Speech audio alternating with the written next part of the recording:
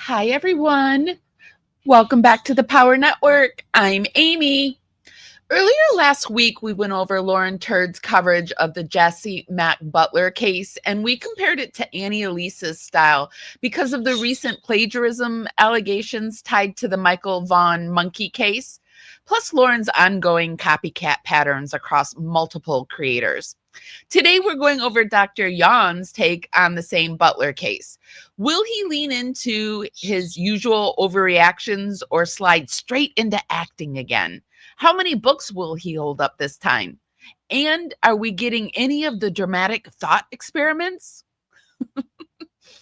Well, okay, Power Crew, Power Dragonflies, Power Replay Crew, settle your little power butts in. I'm rolling the intro while the algorithm pulls the rest of the family in.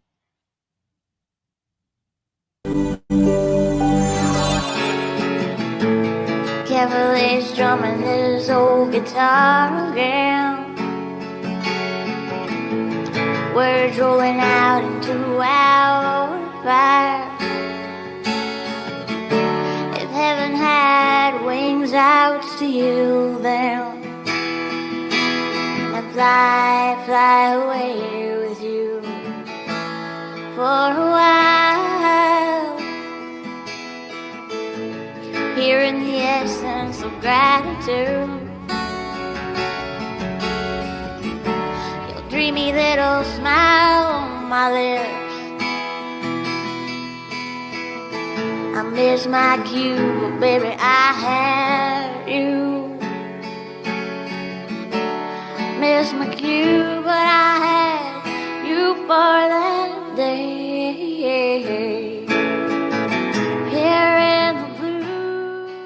Here in the essence of gratitude, it's so good to be back here on this Monday, December 1st, 2025. The last day, the last month of 2025. How did that happen? So good to be with my power crew. Yes, these people blew up their lives and the narcissism is alive and well with them. Hi, Zen Jen. So good to see you. Hi, everyone. Welcome to everyone just filing in. Welcome to everyone in the peanut gallery, but not really in the peanut gallery. What's a good word for in the ether regions hanging out? Welcome as you file in. Today we're going to talk about Dr. Jawn. We knew it was coming because they warned us.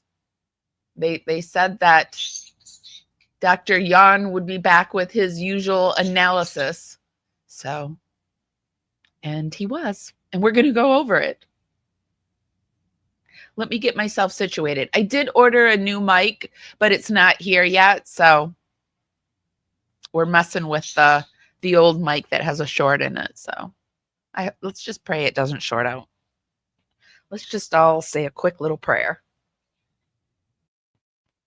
Mainly because I don't really have the patience. My anxiety is on fleek right now. It's on high fleek. And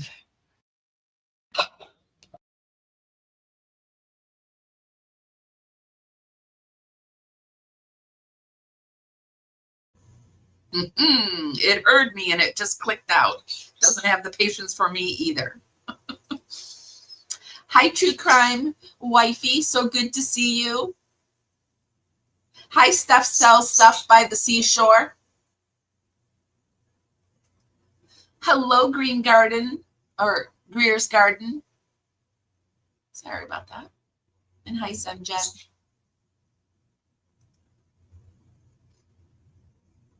Okay, guys, let's get into it. I want to, I have a little bit of low energy this morning, even though I am have anxiety and kind of like feeling blah at the same time. And I like to listen to music when I have anxiety. And I'm an OGist. I like something. If I like something, I listen to it until I can't take it anymore. Same with if I find something I like to eat, I'll eat the shit out of it. And then just one day I'll be like, I'm over it. I don't want this anymore. But right now, I do want this. Can you guess what I'm about to play?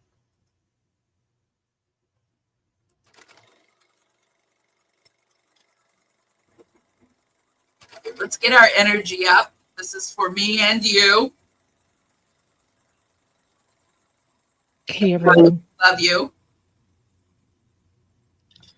I've never been more nervous for alive in my entire life, and I've done a lot of lives, and this is not a lie or a show that I ever wanted to do or ever thought I would have to do. And this has been ongoing for months, what I have been dealing with. This is not drama, hidden true crime doesn't get involved in drama. We stay very clear from that, and those of you that know us know that. So I hope that nobody calls this drama ever again. In fact, it's so real life, what has been going on with my family and with me for months, that I decided to go to where I felt would protect me. And that was the courts and legal. And I filed a civil stalking injunction. Somehow someone decided to let Jawn and Quine know about my civil stalking injunction. Jawn and Quine decided that they deserve to have cameras in the courtroom while I am explaining what my family has been going through for months. That Jawn and Quine, I don't know, is it a slow true crime month? They thought that my family's pain should be live streamed on their trial channel. I am a limited public figure. I'm just a mom who has a YouTube channel. I'm not Johnny Depp, I'm not Amber Heard, I'm not Gwyneth Paltrow. I am a mother trying to protect my family, and I am a journalist who has never ever in my life heard of anyone streaming of civil stalking injunctions. Because of what Jawn and Quine did, I had to dismiss my civil stalking injunction. And I find it disgusting that anyone would want to do that to me or my family. I wanted to keep this private. I wanted to keep my pain and the bullying and the abuse and the harassment and the defamation and the pain that I have been dealing with behind the scenes for months. I wanted to keep it private, not live stream to millions of people watching Jawn and Quine. I'm gonna take back my narrative, and I'm gonna own my narrative. And I'm gonna tell you everything tonight. We're gonna go through every filing. We're gonna go through a lot. My hand has been forced. I am very uncomfortable sitting here. Do you wanna know wrath of a mother?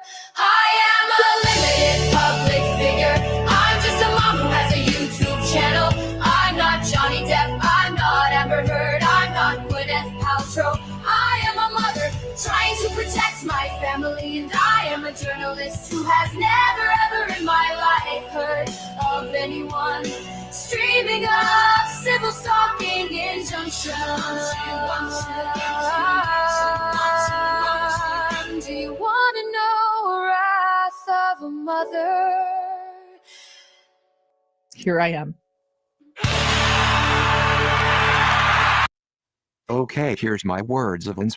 I can really dance to that song. It hits every button for me. Just every single button, I swear. The bird one. I had this brilliant idea. That I would put him to bed early. Okay, so here's the thing. He wakes up super early, and then I'm fighting him like around 5, from 5 to like say 7, keeping him awake because he wants to go to bed because he's been up forever. So I thought, okay, we'll put this little boy to bed at 5, and then, you know, he's been waking up at 3, so then at least maybe I'll get an extra hour without him in the evening. No, that didn't work. He just woke up earlier, so. But he did sleep till 3 today at least. So you did. We're talking about you. Is that much? Yeah, we're talking about you.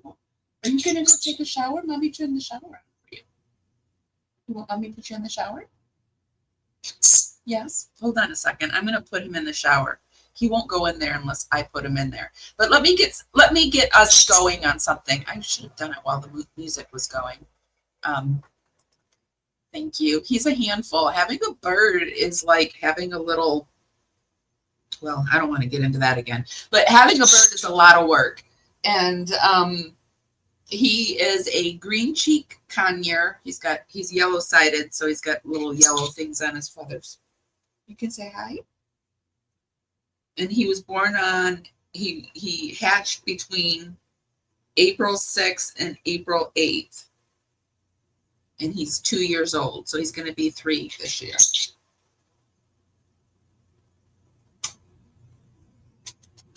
And his dad was named Cash, so his name is Junebug Cash. So, and he talks just like his mom and dad. And his mom's name was Moni or Money, something like that. You miss Maybelline? I do too, baby. I do too. There's certain things that I wish I had never said to him, and that's one of them. I wish I missed Maybelline. A dingo ate my baby. That's another one because I wake up every morning to eat the baby. Yeah. There's a few things that I wish. Oh, thirsty. I wish I had never started asking him if he was thirsty, because now that's all I hear is thirsty, thirsty, thirsty. And when he's hungry, he's thirsty. So I never know if he's actually thirsty. It could mean anything. But anyway, that is the little bird. Let me get us going, and then I'll get him in the shower, and hopefully he'll take his morning nap. So today, like I said, I wanted to go in and talk about Dr. Jawn and his analysis on the predator. I'm more interested in Dr. Jawn than Lauren. Lauren just bores me. She's just really boring. She's dry and boring. At least Dr. Jawn, I mean, he's pretty dry and boring too, but I guess like I can tear apart his psychological analysis a bit more. I don't know. They're both hard to handle, but I just thought it would be interesting to see what he has to say. This was all right, he's on me, and I gotta get us into another video really quick, and then get him into the shower, and then I'll be right back. This is another one by this is in defense of True Crime, the musical.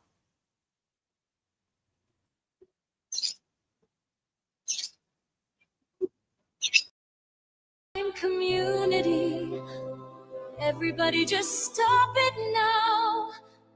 You should be ashamed of yourselves.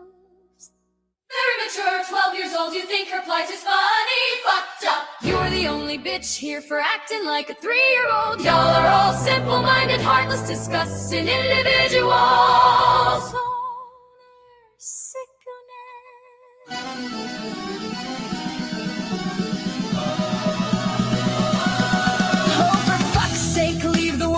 You childish idiots, really making this out of someone's pain. Pretty juvenile and pathetic. I'm sure you had no following before this psychopathy. Look it up, you're here to make money off of another's pain, her pain. Unfortunately for you, you're looking for views. This comment may add to your sick, twisted thinking and views, but you're honestly gross. Get a life and get some integrity.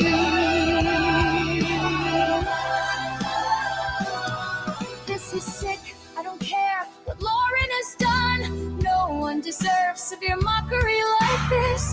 I hope this comes back to you someday, so you know how it feels. You should be ashamed of yourself. Get off your high horse and be civil. Get a life. Do better. Mean Girls 5 just keep piling on like 12-year-old disgusting mean girls. Shame on all of you, grow up not mad. I've just seen Mean Girls in action my entire life. I'm 67. They're always jealous about something. Mean girls are mean girls. There's never been one that wasn't repulsive. This is hate. Actually, it is a form of stalking, and it's hateful to make fun of someone else's pain. You are a totally sick individual. You should be ashamed of yourself for stooping this low.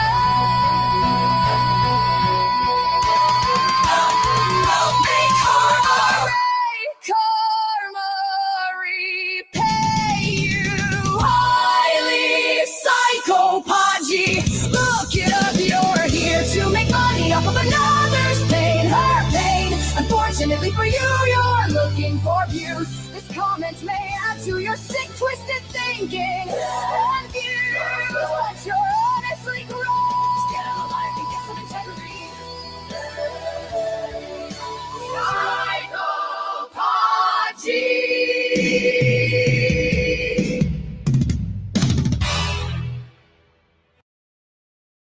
Let me see. That was a good one. That was a banger. That was a new one. Way to go, Olive. Loved it. Loved it. Okay, I'm sure you guys didn't expect the musical before the show. Sorry about that. Hopefully he's situated. I think it's a known how he works. Some people are looking into it. Yeah, like they've just opened their whole life to the world, basically. Lauren can follow and videotape, but no one else. Yeah, no, it's rules for thee, but not me. XO, long quine. Is Dr. Jawn work or, oh, I think he's an independent contractor. I don't think he works anywhere in particular, but that's, like someone just said earlier, I think people are investigating it. He used to dance naked in front of Lauren almost every day. Did she put little dollar bills in his G-string? That's a scary thought. Okay, guys, let's get into it. If we have time to, I have some things over on the ticky-tacky streets and the Reddit streets that I wanted to take a look at. But like I said, we're going to go over it. Let me get up everything for you guys. All right.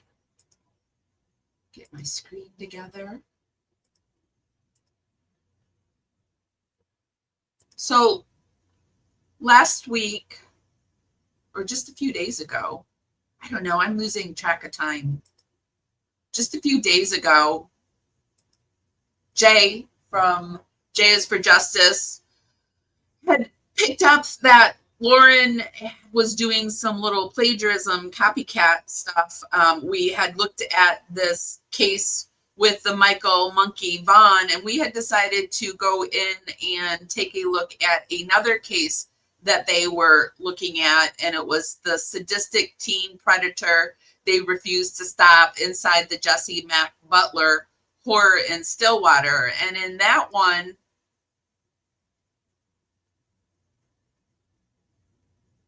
it had just Lauren.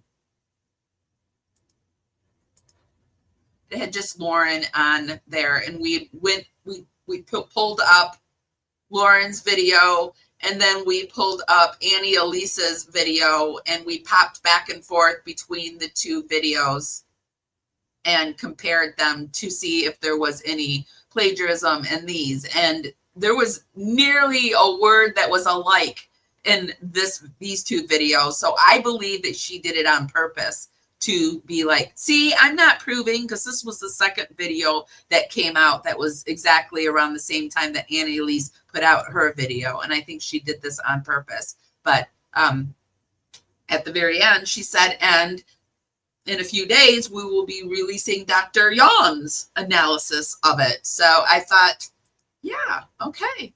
And sure enough, they released Dr. Jawn's analysis, and we're going to go into it.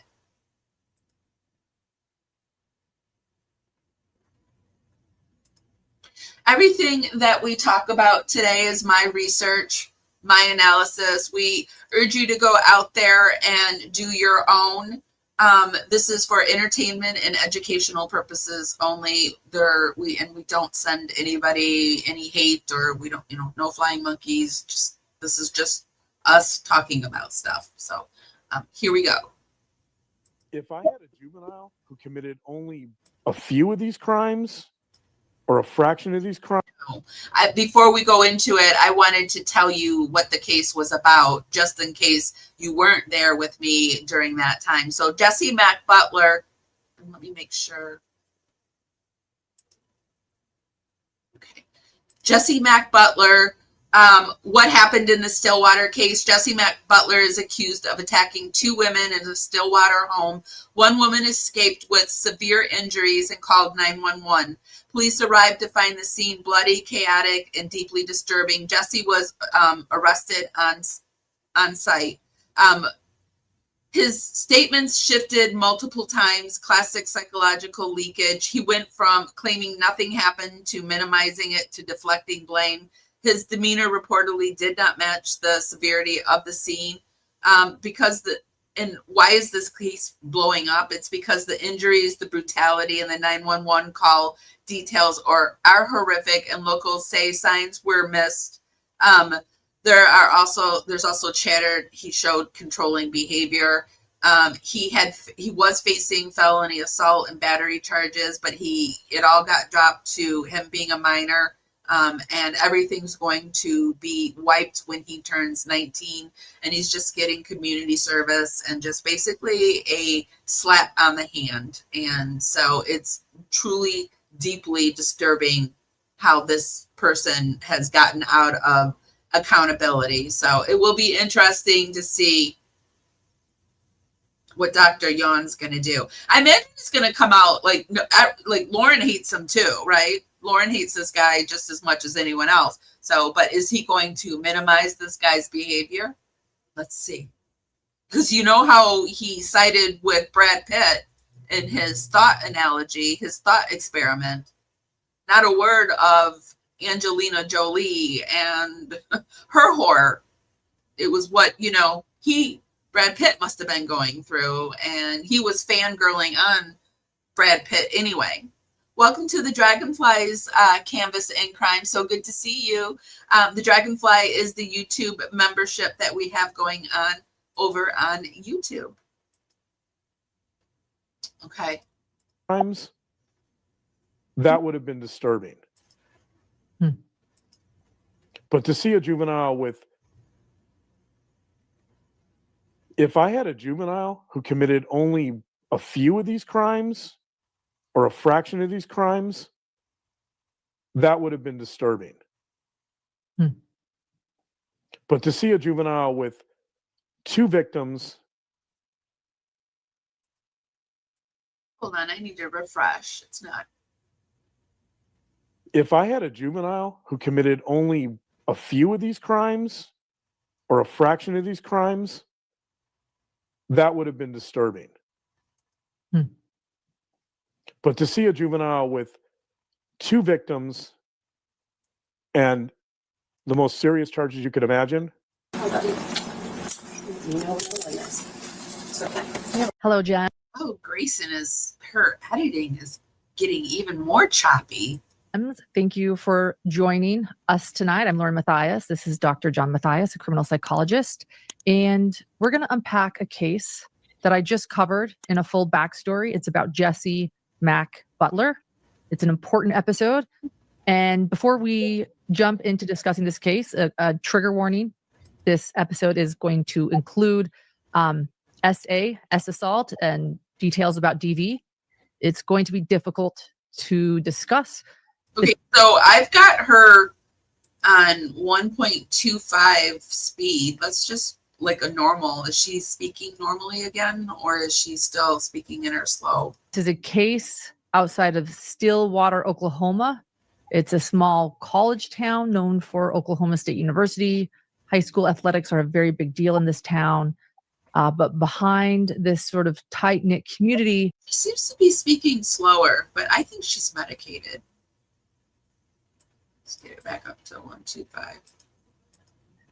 a horrifying series of events unfolded at the local high school, Stillwater High School, that would expose potential cracks in the justice system. So Jesse Mack Butler, who is he? He's an 18-year-old high school student. He's the son of a prominent local figure in athletics. Welcome to the Dragonflies. I am going to transition over to a different streaming software so that it'll just show up right on my screen when you guys become Dragonflies. But the Dragonflies is the membership program that we have over on YouTube. It's $2.99 a month. I release videos early to the Dragonflies.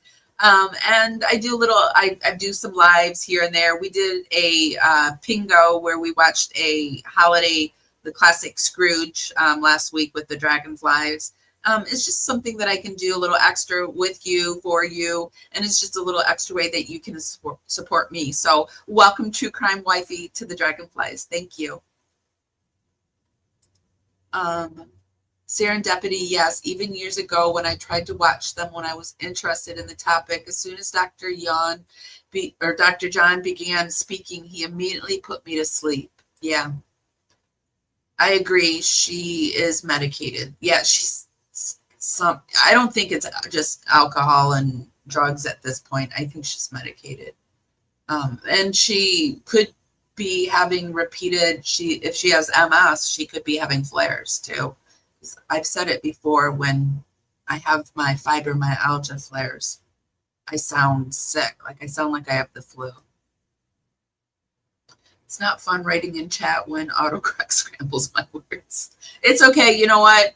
I never spell check or do any of that. The only time if I absolutely can't figure out what you're trying to say is when I will say, what? But if I can slightly figure it out, I do that. Yeah, they arrested him, but he's back out, and it all went through, and everything's he's gonna be a free guy pretty soon. He's about to turn 19, and it's gonna be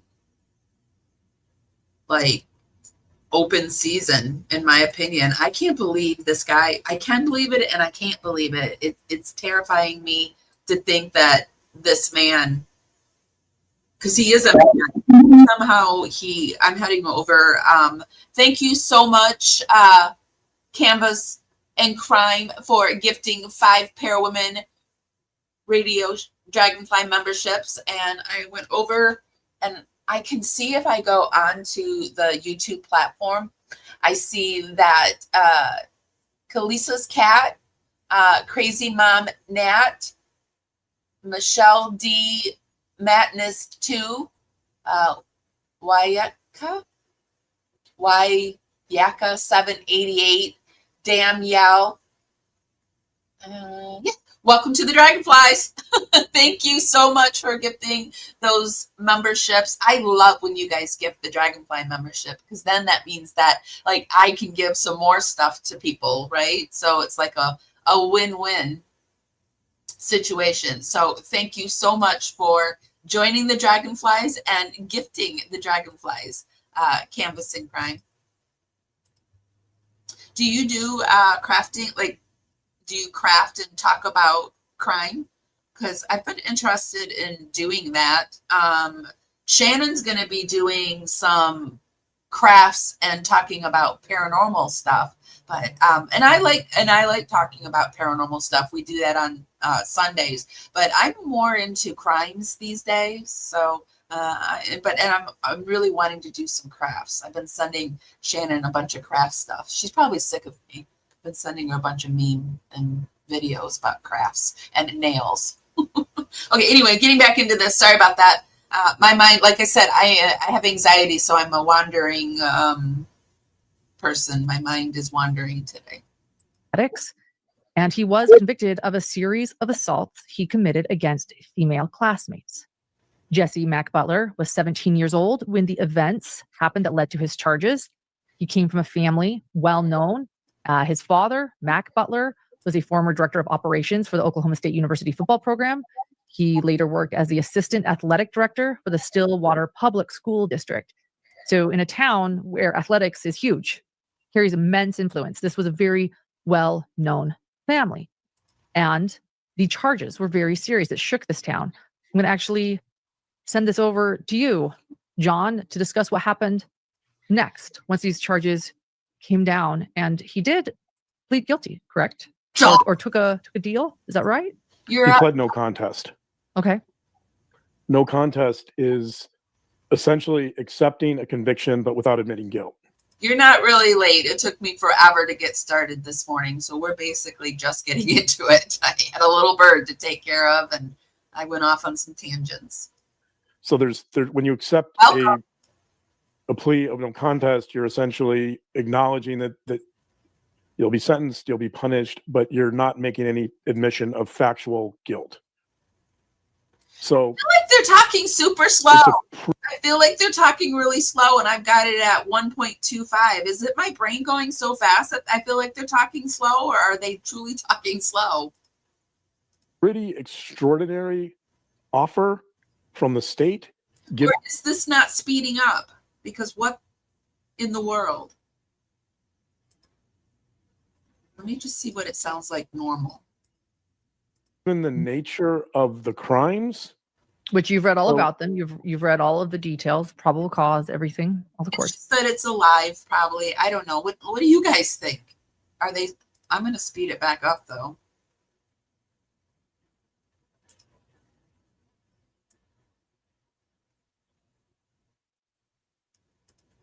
Docs. Right. Yeah. And let me just say also, let me preface this by saying that I have assessed hundreds of juvenile. Very slow and very choppy, just like this. If I spoke like this through the whole live, would it not drive you insane? I have done many groups, therapy groups, specifically addressing juvenile sex offenders, with juvenile sex offenders, addressing their sexual offenses. And so this is an area I'm well versed in. This is an area I understand well. And let me just start by saying I looked over the arrest warrant. I've looked over the charges. This is like a new way of them getting some money, that they've slowed down their tape, because it is an hour and 42 minutes just to like get some added coinage, because their numbers are pretty far down. I wanted to take a look this morning before we went in. They are down to just 312K. And I wanted to look at their last videos and see where, like, this one was at 13K views, the one that we're watching today. Zoo couple and secret recording changes everything. This one they did pretty good on. But that's the one where that she's wearing wigs and stuff like that. That's already a fascinating case. This one here, they only got 9.5K views.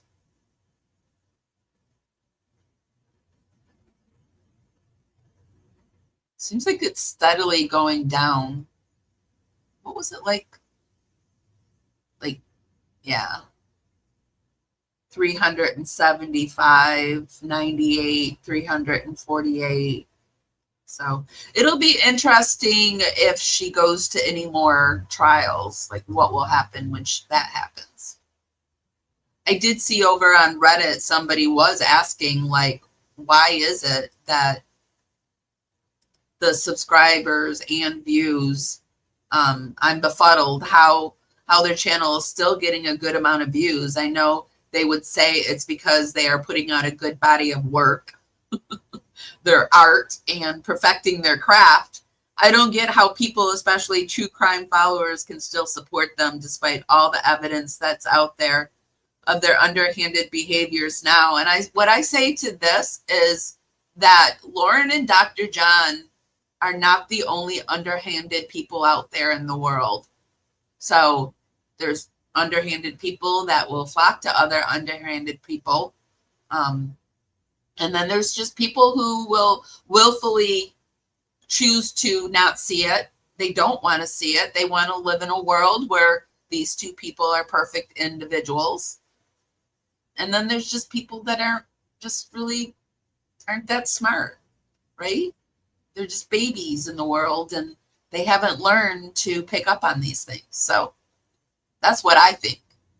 But I think the more and more we talk about it, the more and more it catches on, and the possibility that larger and larger content creators and bigger news sources will pick it up. I promise you, Law and Crime is still watching this. They're watching because they were going to go stream it in a courtroom. Of course they're watching this. I have never, in my 20 plus years in this business, I have never seen anything like this. Really? I didn't. And we'll get into that more in a minute. But let me just say, I mean, the charges are horrendous. He's never seen anything like this. I can think of some. I could probably let me throw this. I'm sure there are cases just like this. This is not an isolated case. Our justice system is extremely okay. I don't want the charges are horrendous. I'm just surprised by you saying never. Well, what I mean by that is if I was assessing. Okay, I feel like Lauren's calling Dr. Jawn out. Here we have our first case of flip-flopping, right? Right? He's going to flip-flop. I don't even need to Google it. He's about to flip-flop. A juvenile sex offender that had been adjudicated. Let's say I was doing a risk assessment for sentencing. So typically you might have a juvenile sex offender who takes a deal, and then you might, at least in Nevada, that person might get referred over to me to do a risk assessment to determine community placement or probation, right? To determine kind of what to do, to give the judge some guidance about sentencing and risk. Mm-hmm. Since risk is okay, so I did throw it through ChatGPT and it said, good question. Good question, my friend. Yes. In fact, there are a number of other cases that have some parallels with what many people find shocking about the Jesse Butler case, i.e. acts assault, violent crimes, light or lenient sentencing, or that are similar, controversial, troubling in how the justice system treated them. So there's the Jesse Mack Butler, often mixed up with Jesse Butler. Jesse Mack Butler is a teen from a prominent family in Oklahoma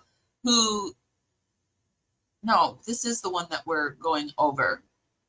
I think it pulled up the Jesse Butler. It pulled up the other Jesse Butler, but it's proving my point anyway because they're mixed together. So Cynthia Anderson is in there, a woman who disappeared in 1981 from a law office where she worked. Her personal belongings vanished, but her car remained parked. There are speculations of foul play or that she might have tried to disappear using the open romance novel found on her desk, but investigators never reached a clear conclusion. There's a Lauren Rayan, a teenage girl who vanished in 1980 under suspicious circumstances. You know what? It's not going to work because it's pulling up the other Jesse Butler.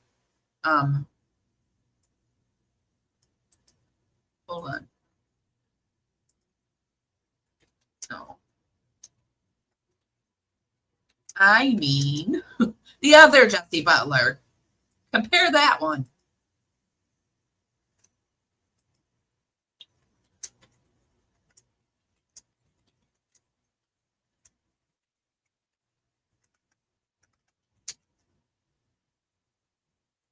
Okay, it's thinking.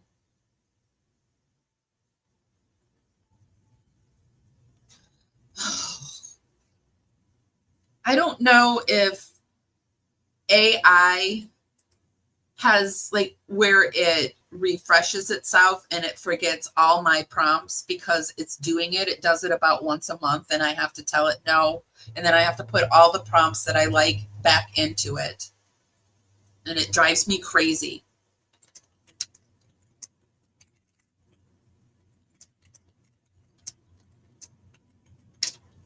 All right. Yes, there are cases very similar to the Jesse Mack Butler case. There's Christopher Belter. It's a New York case. He pled guilty to 4 felony X crimes against multiple teen girls. Judge ruled prison would be inappropriate for him and he received probation only. There's one. There's the John J. Bolaris Jr. in Pennsylvania. Not as famous, but very similar structure. Juvenile convicted of raping a minor. Court allowed him to stay under juvenile supervision, avoiding adult prison. Ended up with treatment, probation, not incarceration. Sounds very similar. Sounds exactly the same. Brock Turner, Stanford swimmer. We talked about him during that other live we did. The David Becker case, Massachusetts. Another athlete case. Charged with 2 counts of rape in an unconscious teen. Judge sentenced him to probation only, saying jail time would be too damaging. It goes on. There's a 5th, 6th, 7th. There's more, you guys. So what in the heck is he talking about? About determining whether someone is appropriate for community placement. That's largely my job. I will say, in looking at this case and in looking at the charges and the crimes, if I had a juvenile who committed only a few of these crimes or a fraction of these crimes, that would have been disturbing. But to see a juvenile with 2 victims and the most serious charges you could imagine, to get a no contest plea, in other words, essentially, this adolescent is not admitting guilt to anything.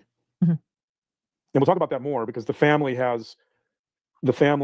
right, guys, I've got to speed it up even more. What in the world are these 2 doing? I've got it at 1.40. Made some statements that I'll be reading some of those, expressing their anger, expressing their disbelief over the situation. Families. The victims' families, yeah. Exactly. His family, they haven't said a word publicly, at least not to the courts, not formally. I don't know if they're talking elsewhere on social media. That I don't know, but I think the reason why this case is getting national attention is because you have such a disparity between the violent nature of these crimes and the punishment, or let's say the minimal punishment. So I think that, and I think it's happened again. I think it's not only that, but it's happened again. Like I just showed, it keeps happening again and again and again. The punishment, as far as I can tell, unless something has changed, the punishment essentially, part of his no contest deal was that he was remanded to in Oklahoma. Apparently, there's something called the Youthful Offender Program, which is a way to rehabilitate adolescents, presumably, so that they can expunge their juvenile records if necessary. I think that's an option here for him when he turns 19. When he turns 19, they can expunge the record, so it essentially doesn't exist. I mean, it does exist, by the way, in the sense that law enforcement will always have access to these juvenile records, but the public, looks like he has been coloring his hair a bit. Public won't. So let's say he moves to another state when he's 30, or let's say he attends college out of state and he's looking for a job and his employer runs a background check. They're not going to find these. They would not find these charges if he completes this program successfully. So, I definitely believe in second chances for sure. I think you and I both do. Absolutely. And I believe in giving people. Apparently over on Reddit, they're not really happy that anyone is mentioning what they look like. They don't think that that's appropriate and that we shouldn't be discussing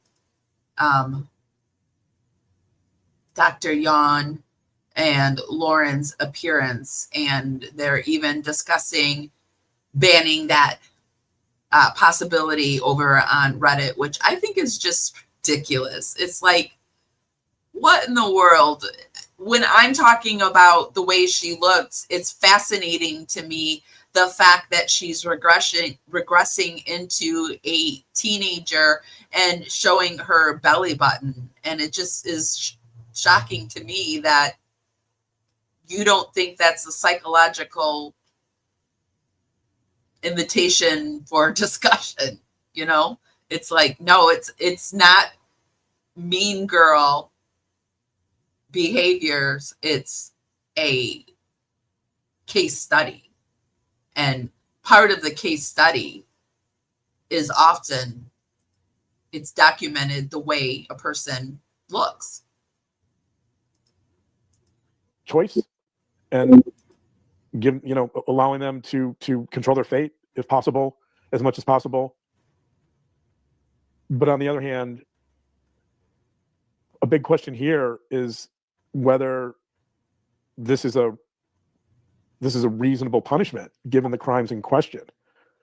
And so we'll be talking about that. I'll be talking about risk. I'll be talking about some of the underlying psychological reasons or motives are in terms of these crimes. And it's going to be a difficult discussion because this is obviously, I think this is a very sensitive topic to many people. And let's just start. I want to start by kind of creating a context here for our discussion. Ironically, this week, I happened to participate in a webinar. It was led by Dr. Rayanne Anderson. She teaches at the University of Missouri, Kansas City. She specializes in research and treatment related to sexual violence prevention. And her topic happened to be sexual violence among teens and young adults, which clearly is the topic we're going to be talking about. So I want to cite some of Dr. Anderson's findings to kind of set the stage here. I'm very curious, actually, what you learned. I knew you were doing this, but I have not talked to you about it yet. So let's start with a broad statistic here. Sexual victimization. What is sexual victimization? Means essentially being subjected to non-consensual sexual activity. So sexual victimization is any sexual advances or behaviors that are non-consensual. 50% of American women will be victimized at some point during their lifetimes. 50%. So 50% of women in this country will be the victims of some type of non-consensual sexual behavior. Of that 50%, half of those sexual perpetrations will occur before the age of 18. At age 15, the risk increases dramatically. So between the ages of 15 and 18, that's when teenagers are at the highest risk to become victimized sexually. Heartbreaking.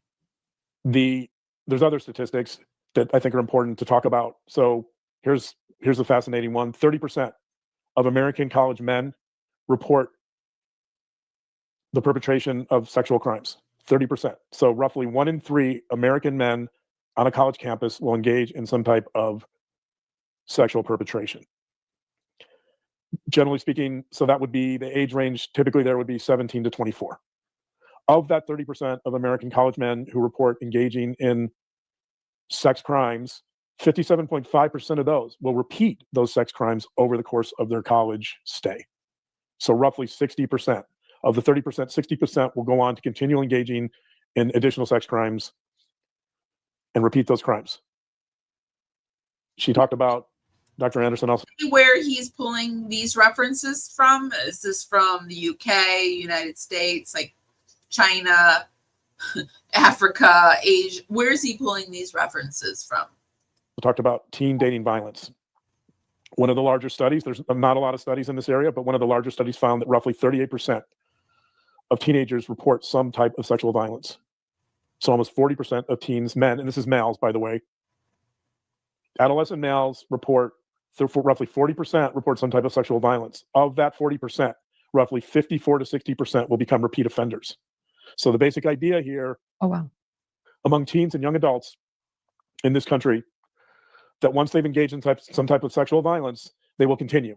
And not only that, so that supports the premise that violence begets more violence. You see it here with these statistics. I mean, I would have to do my own research to say whether I agree with this or not. I mean, it is a large number. So whether it's this number or a larger number, I don't think he's wrong. I don't think it's lower in any means, but it is pretty outrageous. And it also suggests that there is, I think, something normative among teens and young adults. Given these numbers, there's something normative about teens and young adults engaging in sexual violence. So have these numbers gotten worse then? I don't know. These are the most recent statistics in the last 5 years or so. So okay. She didn't talk about trends, but this is her conclusion. She says, quote, repeat perpetration exists and it is not rare. Her finding is that roughly across all studies of all types of sexual violence, not just college students, not just teen dating violence, offenders, any type of sexual violence, roughly 40% of all sexual violence, of all perpetrators of sexual violence, roughly 40% will go on to recidivate or to commit additional sex crimes. So the conclusion here is, and I think this is important to state up front, because we can look at a crime like, we can look at the crimes similar to those committed by Jesse Mack Butler and say, oh, that's an aberration. That's a one-off situation, right? Like he's an outlier. But that's not what the statistics suggest. What the statistics suggest that 40% of that. What the F were you saying at the very beginning, Dr. John? I don't understand. Adolescents will engage in some type of dating violence. And not only that, they will continue to do so. And so Jesse Mack Butler is not an aberration. He's not a rarity. He's not a one-off case of someone who's just a sexually rogue adolescent. He is a reflection, to a large degree, of our culture. And I think that's important to state, because how our culture deals with this issue will determine our future, right? And in the sense that, what does the judicial system, or should the judicial system, do about this type of violence, right? And that's why we're talking about this case, because it seems like the response here is so minimal compared to the crimes being committed that I think that's where the outrage comes in. And certainly you see that outrage in the statements from the families of the victims, and I'll get to that in a little bit. I'm going to read some of those statements because I think they're so powerful. And by the way, one of the victims, as far as I can tell, I only have a statement from one of the victims. There's two victims. I don't know if one of the victims did not submit an impact statement, but the victim who did, it's exceptional. It's powerful. I'm not going to read all of it, but I'm going to read a big chunk of it because I want people to understand what this means to the victim and how it's impacted them. I don't think we can talk about these crimes without understanding the victim's experience from this situation. So now that I've set the stage, Jesus, let's get into the actual crimes. I want to be careful with, I don't want to. It took you like 5 hours to set the stage, and I've got it. You sped up. Hey guys, I'm eating this yogurt today, and it's called Cabot, C-A-B-O-T, and it's from Cabot Creamery, and it's triple cream Greek yogurt vanilla bean, and it is the most delicious yogurt I've ever had, and I love yogurt. So if you love yogurt, get this triple cream Greek yogurt vanilla bean. It is so good. Anyway, took them about 10 minutes, 20 minutes to set the stage. Actually 17 minutes and 30 seconds. I'm just going to read some of this. Okay. I don't want to read all of it, but I'm going to read some of the parts that stand out to me, that as someone who assesses risk in adolescent offenders, I'm going to point out moments in here that are really hard to fathom. But so here we go. It is yummy. Butler, and I'm gonna have to scale back some of the language here a little bit when necessary. Okay. All right. This is from the first victim. So Butler is obviously the perpetrator here. Butler attempted to have sexual intercourse with her in his vehicle. The victim reported she yelled and told him no repeatedly and tried to push him off of her, but she was unable to overpower him. The victim reported that Butler told her he was sorry. Dr. John isn't doing so well. I'm positive of it because I've watched enough of his videos that he's very uncomfortable and he's very afraid to say something wrong. And so it's really bad today. What he was going to do, but he had to do it. Let me repeat that. Butler told the victim he was sorry for what he was about to do, but he had to do it. I'm going to pause on that for a second. What? Because Morning, Kim. it's so peculiar to have an offender apologize in advance and say, essentially, I have to do this. I guess what he's saying is, as a male, as your boyfriend, and as a male in this position of authority, I guess. So clearly I think this statement is about male entitlement. He's saying, I have to do this. You owe it to me. You owe me sex, right? He's seen her as an object. So this is important because there's one other yogurt that I love, and this is my other favorite yogurt combination. It's from Nusfa.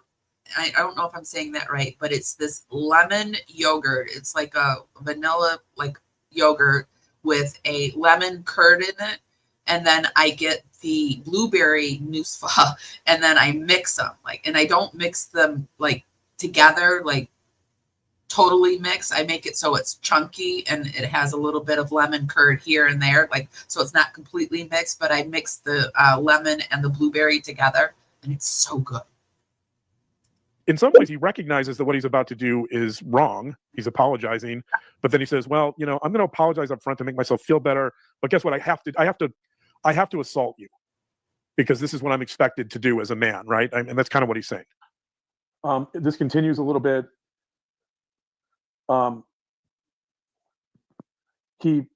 This is another incident. So essentially, that was an attempted sexual assault.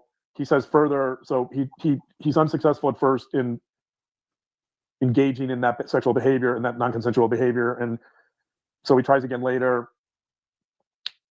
Well, I bought it to make some pumpkin bread, vanilla pumpkin bread, but it's so good that I've just been sitting here eating it on its own. I think it's the best yogurt I've ever had, to be honest with you. It is so creamy and so, well, it's triple cream, so that would make sense, but it is so good. It's I don't even want to look at the calories. Well, it's not that bad. It's very good, though. If you like yogurt, I promise you'll like this. The victim says, quote, Butler pulled her on top of him and told her, "You're not going until I'm finished."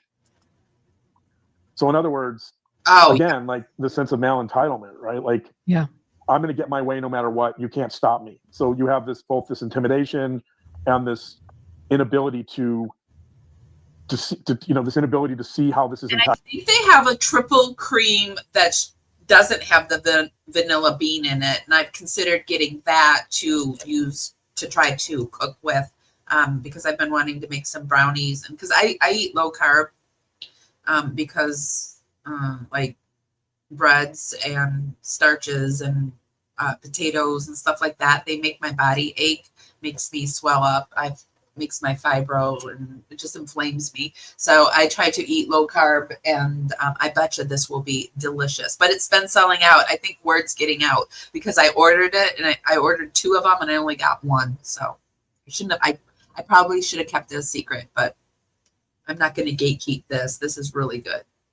The victim, that he feels entitled not only to engage in this type of non-consensual behavior and sexual activity, but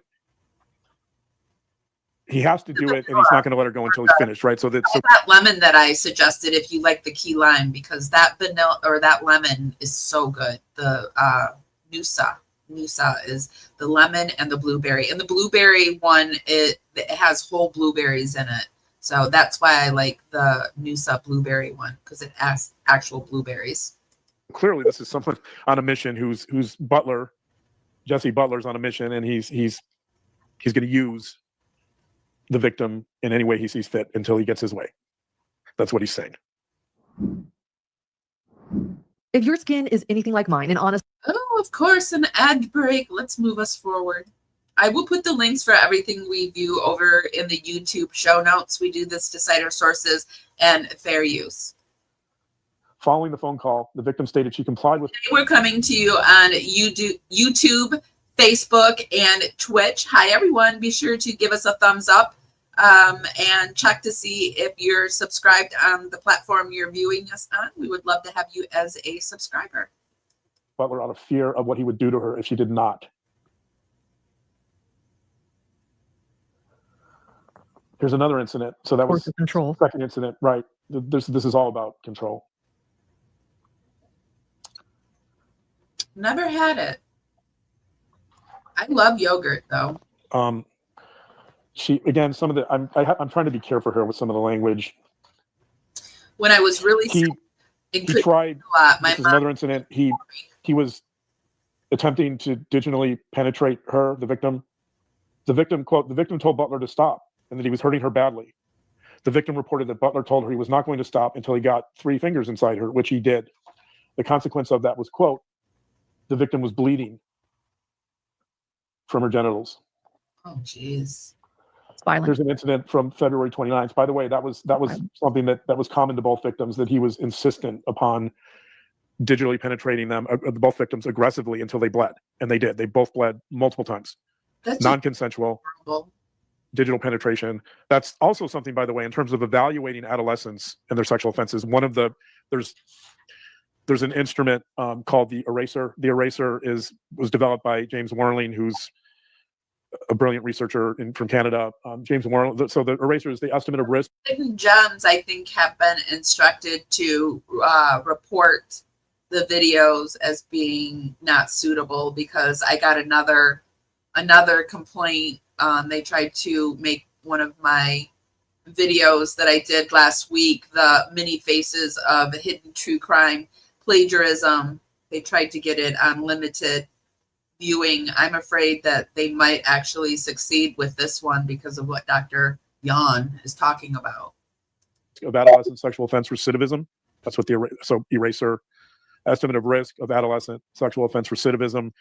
One of the risk factors that's considered in the eraser is diverse sexual assault behaviors, meaning are the assault behaviors the same? For example, sexual intercourse, or are there different types of assault behaviors, such as digital penetration or say sex, right? And so that's certainly something you see here with Jesse Mack Butler, is that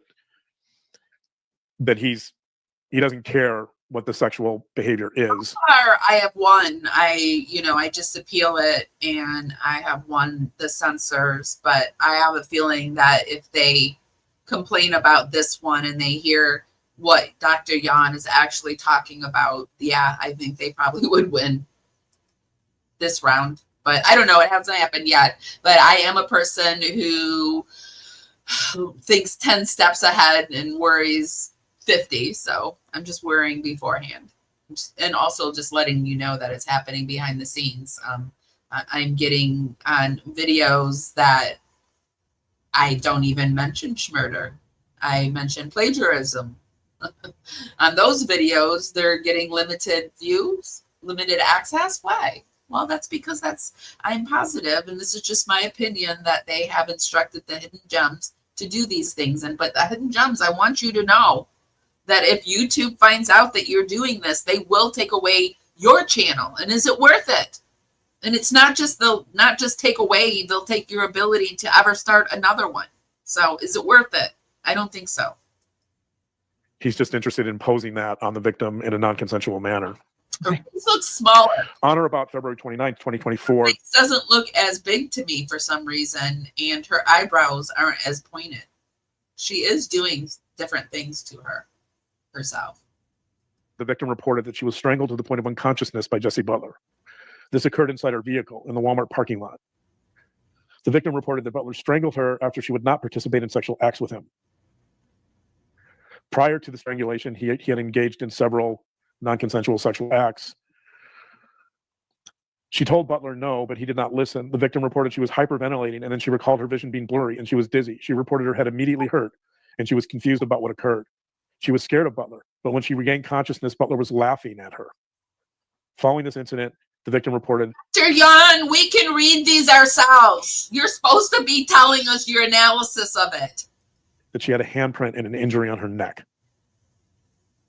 So here's another interesting component of this, that he did this with both victims, by the way. He's laughing. He's mocking them, even though they're in pain, and he's just strangled her to the point where she's unconscious. She wakes up, and she immediately perceives that he is laughing at her. And when you hear that, what is your first thought?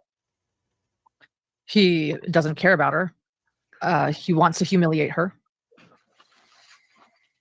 That's what I think of. So to me, that suggests some element of sadism, sexual sadism, right? Yeah. He's taking pleasure in her pain. He's actually enjoying. Wrong, Lauren. He set you up. He set you up. Now, to me, what I get. Let's see what her comeback to this is. Watching her suffer, and he's enjoying inflicting this pain on her. And I can tell you, any adolescent, she's gonna get you, who engages in this type of behavior with a sexually sadistic component is going to be a risk for future violence. Come on, Lauren. Almost every serial or serial killer has engaged in this type of behavior earlier in life. And I'm not saying that applies here, but I'm saying that it's a big red flag. It's a big warning sign about future risk. So this is the second victim. This is from the arrest warrant affidavit from March 4th, 2025. Both of these victims, by the way, were his girlfriends. They were in relationships. He posed as a kind Christian gentleman, according to the parents, when they met him. On April 22nd, 2024, and again, this is another victim. This is later. The first relationship occurred, I believe it occurred prior to this relationship. Quote, Butler became angry. So okay, she refuses his sexual advances. Quote, Butler became angry, grabbed her arm, spun her around, and threw her on the ground. This action left scratches on her arm, which Butler laughed about. This incident, there's a laugh again, right? This isn't a one-off. This is repeated. It's repeated, right? It's a pattern. It shows, to me, it shows some to the power crew, Rosie, element of sexual sadism, or maybe sadistic, behavior in general. He's making fun of her. He's laughing at her when she's in pain. She's struggling. Yeah. This incident demonstrated to the victim that Butler would use physical force on her if she did not comply with his sexual demands. I gotta pull up on their old. The victim, quote, the victim reported that she engaged in sexual intercourse with Jesse Butler throughout the term of their relationship and did so to prevent physical aggression from him. When the victim told Butler he was hurting her, he did not care and would not stop. Because of his aggressiveness, she was scared to tell him to stop. She expressed she was scared not to do what he wanted because of how physically violent he had been with her. According to the victim, Butler would pin her down and she was physically unable to get him off of her. The victim stated this would often lead to her hyperventilating, which Butler thought was funny. So again, you have more of this laughter. Yeah. When she would hyperventilate, it was funny to him. Second victim, quote, Butler became angry. So again, this is. Let's just take a quick little breather here to this slow paced, whatever this is that we're looking at, and go back in time 5 months ago to a psychologist reacts. Lori cries from wheelchair in court, sick or strategic. Let's just see if the vibe is the same. Wow. Hello. Hello, Hidden Gems. Wow, wow, wow. I was just making a joke last week, John, that you never know what you're going to get with Lori because it's always unpredictable when you go to these trials. We're the third trial in, and I cannot believe what I just witnessed this morning in what was supposed to be voir dire of the jurors. Let me set the stage, and everybody, if you're new here, I'm Lauren Matthias. This is my husband. Well, I mean, his hair looks completely different. It looks like it's gray here. Looks like we got maybe a little toner in this one. Over here, she's got more of the basketball look. Her eyes, I think, are more pointed, but maybe not.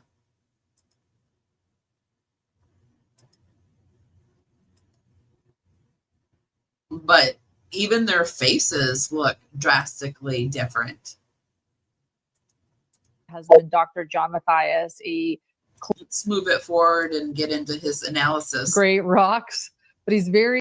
I mean, they're laughing. There's banter. There's Joe. This judge. I mean, this was when she was in so much danger. She was in so much danger right now. I shudder to think the amount of danger she was from Christina, her stalker. Isn't playing. He's done. He's all right. I'll take a pass on that. I love it. Like Yeah. it was so dry though. It was so dry. Just like, Oh my gosh. okay, I'll take a pass on that. Thanks. It was like, it sounds like he's being kind of. There's definitely some anger in there though too. Like, just leave me alone, right? Leave me alone. Like, I'm taking a pass on that. He's talking faster. They're both talking faster. I mean, I do have it sped up a little bit, but I mean, even at 1.15, they're talking faster than I have it at 1.35. So there is a definite change in our psychologist reacts. Typically, a lot of these incidents are occurring when the victims were saying no. That's what happened here. She refused sexual intercourse. Quote, Butler became angry, came up behind her, put his arm around her neck, and strangled her to unconsciousness. She could not breathe, scratched at his arms, and tried to get away, but she could not free herself. The victim woke up on the floor of the living room after losing consciousness. The victim reported that there were red marks across her neck after Butler strangled her. Approximately 15 minutes after strangling her, Butler initiated sexual intercourse. Quote, Butler set up his phone to record it so we could watch it later. In other words, when she was unconscious. The victim lost consciousness on this occasion as well. This, by the way, this recording was entered into evidence. So right. If there's any question here, one of the issues that sometimes comes up with these types of situations is, well, isn't it just a he said, she said situation? Right. The answer is no. There's video evidence in this case. There's also evidence of a neighbor. There's evidence of a neighbor who witnessed him being physically aggressive and putting his hand on one of the victims' necks. It's a lot. There's apparently also some video evidence of. It's a lot to talk about. I have to tell you, the things that have scarred me the most in my social work were the things in the very beginning I was a foster care social worker. And the things that I know that people do to kids it's the most damaging. Like, and I did that right out of the bat. Like, on my last case, it was my last week, I was given a baby that had herpes and wasn't born with herpes, was given to it by its father. And that was when I was just like, yeah, I just can't. I can't anymore. I can't. And I can't imagine going into that. But somebody has to do it, I guess, to help the kids. But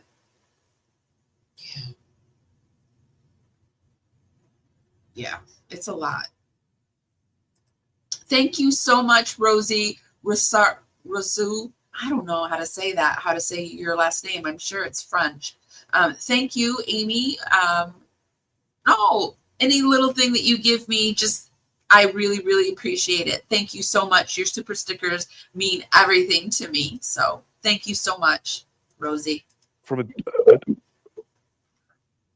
a doorbell camera of him engaging in aggressive behavior. We haven't seen those, but so this is not just he said, she said. Right. Of course, there's evidence. There's actual evidence. There's video evidence. And also, if you have two victims essentially saying exactly the same thing, right? So that reinforces the point that there's a pattern here. And also, it should be pointed out that one of the victims required surgery for the damage done to her neck during one of these strangulations. So again, that's physical evidence. That's clear evidence of strangulation. Severe. Right, severe strangulation that's consistent with what both victims are describing occurred.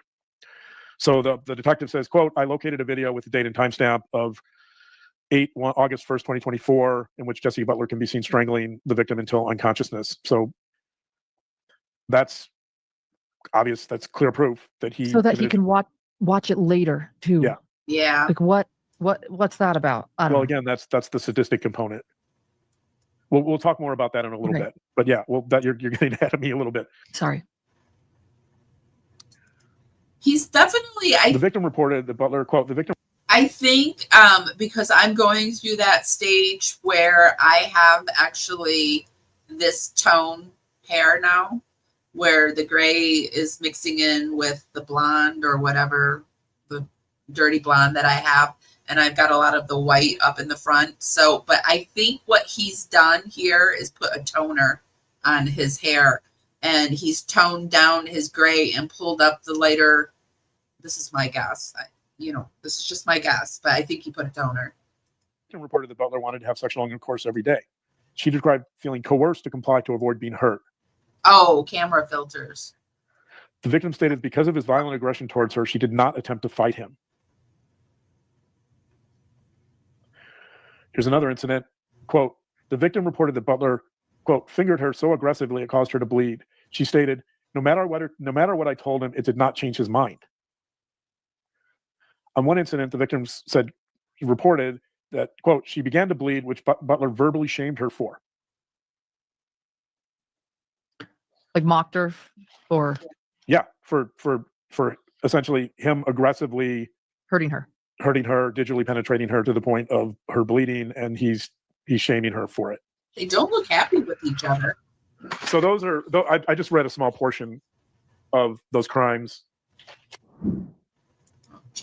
If you followed Hidden True Crime for Okay, another ad break. Let's keep it moving forward. I will put the links to everything down in the YouTube show notes if you want to go check it out. I'm just going to read some of these counts because to get a sense of how severe this is. Count 1, attempted rape in the first degree. Count 2, by instrumentation. Count 3, sexual battery. Count 4, forcible oral sodomy. Count 5, attempted rape in the first degree. Count 6, by instrumentation. Count 7, domestic assault and battery by strangulation. Count 8, domestic assault and battery by strangulation. Count 9, by instrumentation. Count 10, domestic assault and battery. Count 11, violation of a protective order. So this is interesting, right? In addition to all the counts and all these crimes he's committing, on February 7th of 2025, he violates a restraining order. So there's a restraining order issued by the court, obviously, to keep him a fair amount of distance away from the victims. Yeah. He voluntarily and intentionally positioned himself within 6 feet of the protected person at a school function in which said behavior could have been avoided. Of course he did. So you would think that someone facing these types of serious charges would stay a million miles away from the victim, right? And I talk about this all the time. One of the biggest... Oh, isn't it very interesting? But you would think somebody that was afraid for their life, a stalker, afraid of a stalker, wouldn't go to CrimeCon. You would think these things, wouldn't you? Yes, you would think. Risk factors for reoffense is violating a protective order. Because I'm doing a little leakage, a little crossover between the cases. Pardon me. Shows a certain degree, it shows some potential antisocial features, right? You're violating the court's orders. You're essentially intentionally breaking the law without caring, without any concern for the consequence. And he's doing this, I think, at least in part, because he's clearly sending a message to the victim that he doesn't care. He can come as close to her as she wants. This is intimidation. Yeah. Yeah. So those are some of the crimes. Those are the charges. I think my purpose in going through some of that was to point out the severity of those. As I said earlier, if I had an adolescent who strangled a victim to the point of unconsciousness, that in and of itself would be sufficient in many cases to suggest, and I don't know the specifics of this case. Wasn't he like a 17-year-old? So 17-year-old is such a gray area. Such a gray area. And I'm not evaluating this case, and I have not met Jesse Mack Butler, but if typically, if I'm assessing an adolescent who's done one of these behaviors, I feel like she doesn't know what to do with her face because she keeps looking off here. She's looking into the camera. She's, they don't sit in the same room together, right? So I feel like she doesn't know what to do with her face. Strangling someone to the point of unconsciousness and then essentially assaulting them. And our Dr. Jawn is getting redder and redder. He kind of looks like a woman right here. Oops, no, I'm really not gonna go down that road, but he's looking very feminine today. Oftentimes that type of behavior in and of itself would be sufficient to suggest that the risk would be significantly more than low risk. My Gen X is just hanging on my sleeve today. I need to tuck that away. And I would imagine, although I don't know the Oklahoma system, I would imagine that to be placed in this youth offender program, I'm getting the name, the youthful offender program, my guess is the placement in that program probably requires a fairly low risk rating. Because the purpose, right, the purpose of assessing risk, and let's back up too, because there's another element here, which is he's 17 years old. Right. He could have been certified as an adult. Yeah. Right. He could have easily been certified as an adult. And you could have easily led with that, Dr. Jawn. The reason, by the way, you would certify someone as an adult is because you deem them to be sufficient risk to be a harm to the future of the community. You deem them to be such a sufficient risk to their future in the community that the community needs to be protected beyond adolescence. The community needs some protection from somebody like this, in theory, because their risk to continue engaging in these types of crimes is sufficiently high that you want to certify them as an adult so that the system can monitor them into adulthood, and more specifically in this case, maybe monitor them if he goes to college, monitor them at college, right? I just cited statistics about college perpetration and how high it is. Do I think that Jesse Mack Butler might be something of a risk if he goes to college to assault someone? I mean, you'd have to say probably. I don't know for sure, but statistics would point in that direction. So by not certifying him, this is a safety issue. Go ahead. Yeah, it's a safety issue. By not certifying him as an adult and putting him into the adult system, Oklahoma, the Stillwater court system is essentially saying we don't consider this person to be a sufficient. Like he's on edge, and if she dared to interrupt him, she's nervous about it. It's weird. This is like, I feel tense. I feel tension here. Risk that we have to worry about monitoring him as an adult. So we're going to try to rehabilitate him in the adolescent system, where he can, in theory, where he can complete this youth offender program and then pose no future risk, walk away from this program, have his record expunged, and go on with his life. Is that, as the story goes, that he lost his job during COVID when the prisons were closed during that time? They began their podcast. I knew they began it during COVID. As it got more popular, she would be away for weeks at trials, so he became a house husband. I think that is how the story goes. As a minimal risk, right? That's essentially what Oklahoma is saying.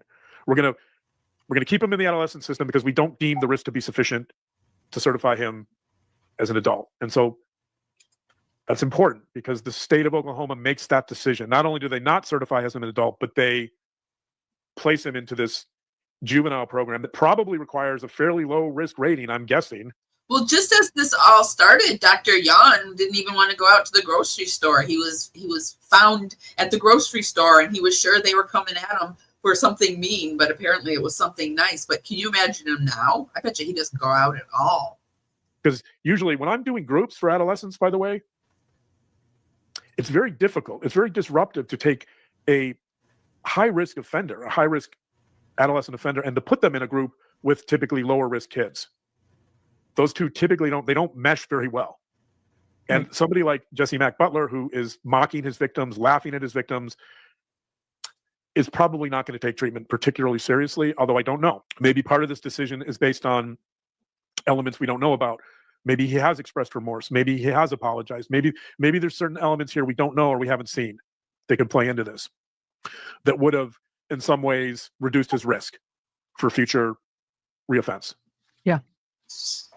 That makes sense. So now that we've covered that, I want to present this from the perspective of the victim and the family. So I only have one of the victim's statements, but it's extraordinarily powerful. I'm going to read a big chunk of it because I think it's important. I agree. Please.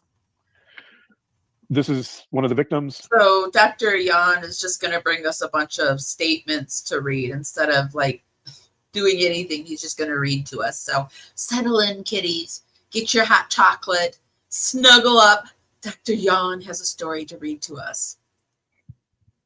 She says, quote, "You didn't just hurt me physically. You took pieces of my safety, my peace, and my sense of who I was. What you did wasn't just violence. It was betrayal, fear, shame, humiliation, and pain layered over and over." I wasn't thinking I should have got a game of bingo together for us to play while we watched this. "You didn't just strangle me with your hands. You strangled my voice, my joy, my ability to feel safe in my own body. Over and over again, Jesse told me that if I ever told anyone what he was doing, he would kill me. He would kill my family. He would kill himself. He even threatened to hurt or kill his own family. Do you know what it's like to live with that kind of fear at 17 years old? To walk into your house wondering if today's the day someone follows you home? To be afraid that opening your mouth could cost someone else their life? Those threats silenced me." Funny how he's reading every sentence, then looking up. It reminds me of Amber Turd when she was on the witness stand and she would look right at the jury. Like she would look at the lawyer while the lawyer was asking the question, and then her head would turn immediately to the jury. Just as much as his hands ever did, I was terrified. Every time I thought about telling someone, I heard his voice in my head reminding me that if I spoke up, he would be there to silence me, and I believed him. Because he had already shown me what he was capable of, he showed me when he forced himself on me while laughing at my tears. Oh.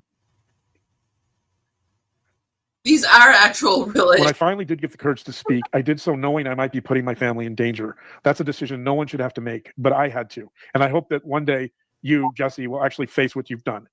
Not just to get punished, but to really face it. Every time you ignored my no, every time you forced yourself on me, every time you laughed while I cried. I hope you understand how much that haunts me. But I won't pretend I'm okay. Even the woo-woo world said 2025 is the year that everybody wakes up to the lies, and 2026, next year, is when the Pied Piper comes and gets rid of these people. Okay. I'm still healing. I'm still afraid. I still carry these memories in my body and in my mind. And while I may learn to live with them, I will never forget what you did. I will never forget Marble Slab when you pinned me down, touched my body without permission while I begged you to stop. I screamed no over and over, and you ignored it. I will never forget what it felt like when you pinned me inside your truck and said, "You're not going anywhere until I finish," like I was just something to be used. I will never forget the night you strangled me unconscious because I said no. That moment changed my life. A medical professional later told me that I was just 30 seconds away from dying. 30 seconds. If you had kept your hands on my neck just a little while longer, I wouldn't be standing here today. That wasn't just a scare. It was a near-death experience. You didn't just hurt me. You nearly killed me. And because of that one act of violence, I had to have surgery on my neck. The damage you caused wasn't invisible, and it wasn't temporary. The pain lingered for months, and now the... Listen, you guys, if you've been living a life of your own truth and you've not been out there hurting people, 2026 is going to be a good year for a lot of us. And I'm actually looking forward to 2026 because things are finally, the day of Lauren, the days of people like Lauren and John running the show, I believe, are on the way out. And I actually rejoice in that. And I think you guys do too, because you wouldn't be here, right? You wouldn't be here understanding why this all matters. Like, it is about freaking time. They're symbolic of the whole, ignore the wizard behind the curtain, right? Don't do as I say, not as I do type of people. Like, it's over. It's over for these people. And I'm here for it. Scar is something I'll carry for the rest of my life, a permanent reminder of what you did to me. And the people that and for the people in this room who are deciding this punishment, I people that want to try to shame us for being okay with it are exactly like Lauren and John. I mean, Lauren and John are not the only awful people in the world. So it is what it is. need you to remember that what happened to me wasn't only abuse or strangulation, it was nearly attempted murder. So I ask that you hold him accountable to the fullest. 30 more seconds, and this would not be my statement. It would be my mother's, because I would not have survived. I survived what he did, but I will never be the same. I want to point out, by the way, that this is always something I think about. When there's strangulation, it doesn't take a lot of pressure to permanently harm someone and or kill them. Yeah. The neck is one of the most vulnerable. The neck and the throat are two of the most vulnerable areas of the human body. And I've actually gone to trainings where they demonstrate this, and they show that the pressure it takes to, so if you take a can of soda, empty can of soda, and you crush it, it takes, with one of your hands, it takes just a little more pressure than that on the neck to kill someone. So what she's saying is accurate. And in fact, one of the things I wondered in reading this was, why didn't they charge him with it? Wait. What? Body. And I've actually gone to trainings where they demonstrate this, and they show that the pressure it takes to, so if you take a can of soda, empty can of soda, and you crush it, it takes, with one of your hands, it takes just a little more pressure than that on the neck to kill someone. So what she's saying is accurate. And in fact, one of the, I need to do some fact checking here, because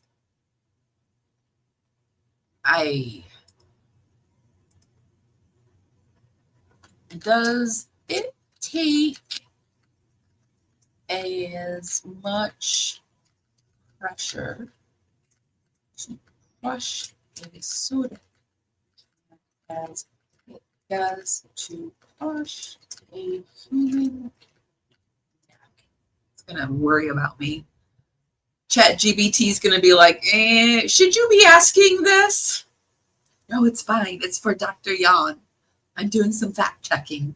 I promise, ChatGPT. They know. Short answer, no, not even close. And it's a really unsafe comparison. A few key points in normal language terms. An empty soda can, did he say empty? Did I say empty? Well, I mean, who crushes a full soda can? So, okay, let's go with an empty one. Is made of very thin aluminum. It's designed to be light and easy to deform. Most people can crush one with a modest squeeze. I said modern, a modern squeeze from their hand or a stomp from their foot. A human neck is a complex structure, vertebrae, discs, like ligaments, muscles, major blood vessels, the airway, and the spinal cord. We're not just crushing a tube. You're damaging bones and vital structures. The amount of force and pressure needed to cause neck injury is far higher than what's needed to crumple a soda can, and it's extremely dangerous and potentially deadly, even at lower forces if pressure hits the right spots. Okay, but how about a full soda can? It's going to worry. I'm worried. A full soda can is much harder to crush than an empty one. Well, I know that, ChatGPT, but it's still nowhere near comparable to a human neck, and it's still a dangerous comparison. So I'll keep this entirely in the safe. So if you believe ChatGPT over Dr. Jawn, it's saying not even close, mister. One of the things I wondered in reading this was, why didn't they charge him with attempted murder? Right. Why didn't they? Why didn't they charge him with attempted murder? Because clearly her neck was permanently damaged. Oh, he said empty. Okay, well. Yeah, why didn't they? Maybe they thought it would be too hard to, I don't know, convict. I don't know. I guess Dr. Jawn doesn't realize that we all have access to a little something called Google and now ChatGPT. Or there's Gemini, like AI. I guess he doesn't understand that concept yet. Is he a boomer? What is he? They had video too.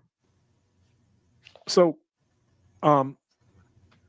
that's the victim. That's part of the, I didn't read the entire thing. I read the parts I felt that were the most compelling. I mean, the whole thing's compelling. If people have a chance to read it, it's truly an exceptionally well written and thought out victim impact statement. I was quite moved by it. There's a couple of, I'm gonna also read from some of the. There's a way that you can, if you've learned it, to strangle somebody at a certain point. Like there's a pressure point I think you can hit if you know, if you study it, because I think that's what Chris Watts did to shenanigans. I think he hit a certain point in her throat and did it, but I don't think it takes time, and I don't think it's easy either. I don't think it's as easy as crushing a soda can.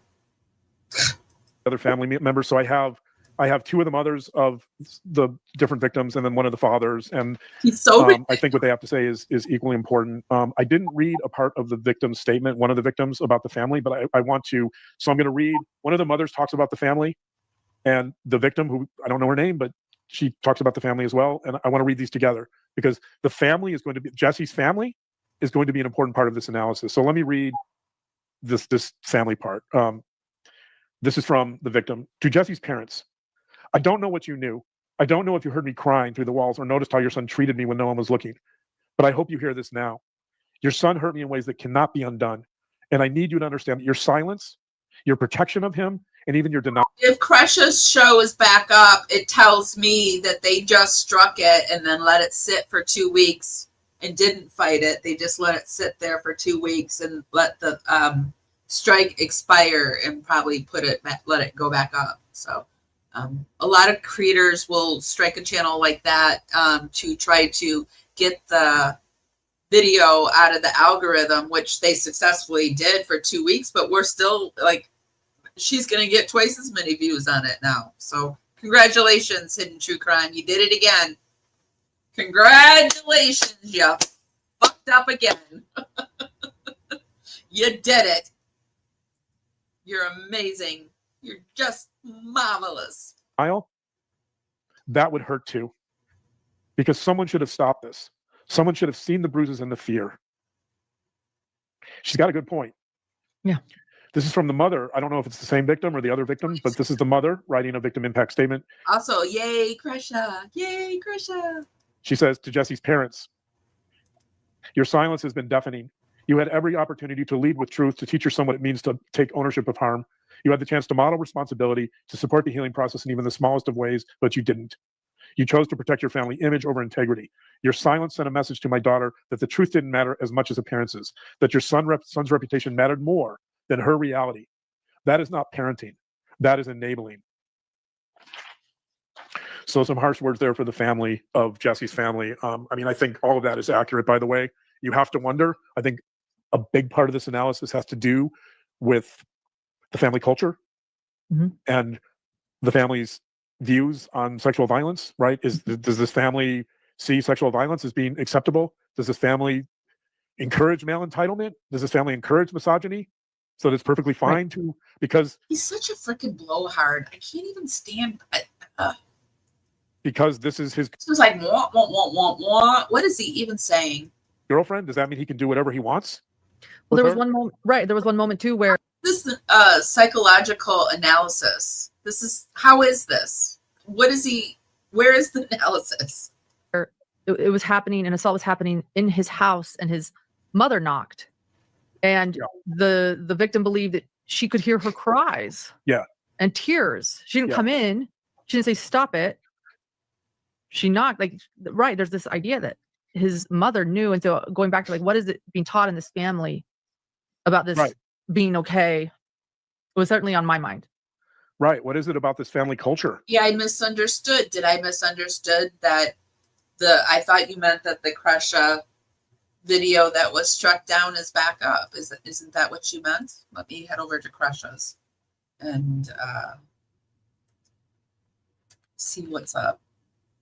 See what's what. We need a break from that mess anyway. Cause geez. Is it this one? I did see that this went up.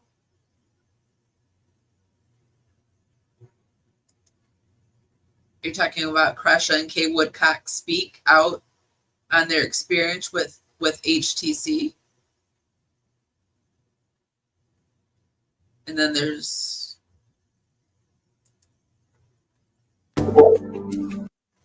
is this what you're talking about?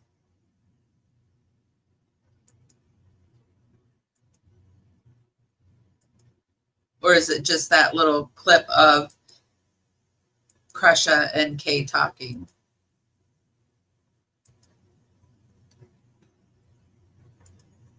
Did she put anything in her post?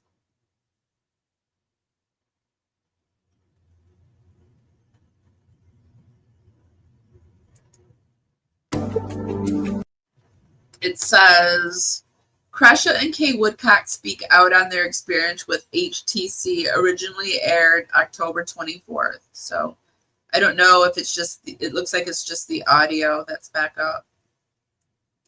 Oh, wait, no. Yeah, it's the whole thing that's back up there, I think. Oh, okay. No, why? I don't quite understand why. If it won the copyright thing, she wouldn't have to, unless she decided to put it up as a video.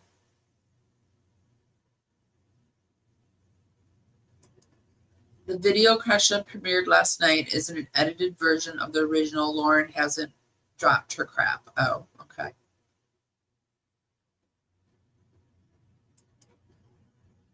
What a bummer. I thought that was going to be like a Christmas miracle, at least for Kresha. She wouldn't have to worry about that nonsense about Lauren Turd for the holidays. What a bummer.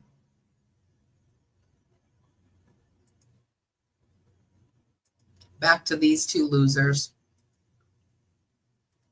I mean, I don't know this family. I can make some assumptions, but we'll get to that in a little bit.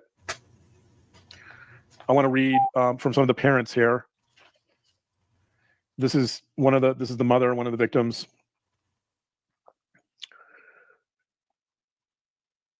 The fact that they haven't stopped, quote, Jesse is responsible. Craziness just makes me so mad. Like when I think about them mucking up the court systems and the fact that they're calling themselves, they're comparing themselves to actual victims.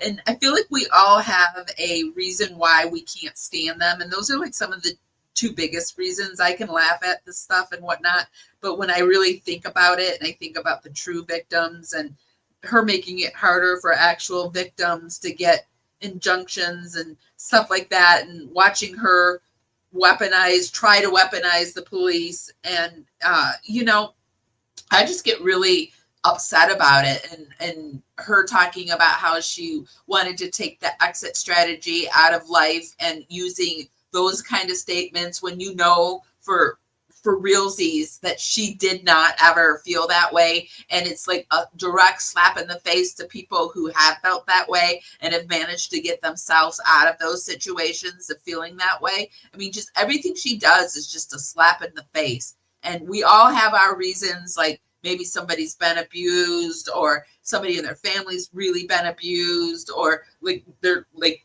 me, an actual professional or an ex-professional. And, you think about your clients that were actually in these situations and their true terror. And when you're working with people, you can't help. I couldn't leave them at the office. I took them home with me and they're still with me to this day, right? I still think about some of those people. And I get so angry.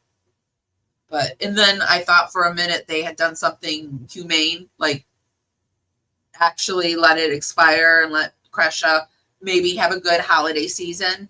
And no, so I get pissed off all over again. And I think about the real reasons that I'm mad, right? I can laugh and joke about this, but then I really am mad about it. I'm mad. So I've got to manage that. So For what he did. And that responsibility doesn't disappear because of his age or because facing it is uncomfortable. He may barely qualify as a youthful offender under the law, but my daughter, who is younger than him, has been more than old enough to live with the full weight of his choices. She did not have the privilege of youthful offender as a shield. She has spent this year learning how to live with trauma caused by someone else's choices. It has changed the way she will view trust, relationships, and love for the rest of her life. Thank you for that. That made me laugh. And that made me remember that when I get really mad, I like to laugh it off. And so let's take a quick little break. I did see over on the Hidden True Crime Reddit page that somebody had posted something by a new channel that I haven't seen before. So let's take a little break. And it is a little musical number. This is by Kit. They have 3,804 subscribers. So head over there and give them a look-see and a subscribe if you like them. And this is an AI world premiere song of The Trial Tourist.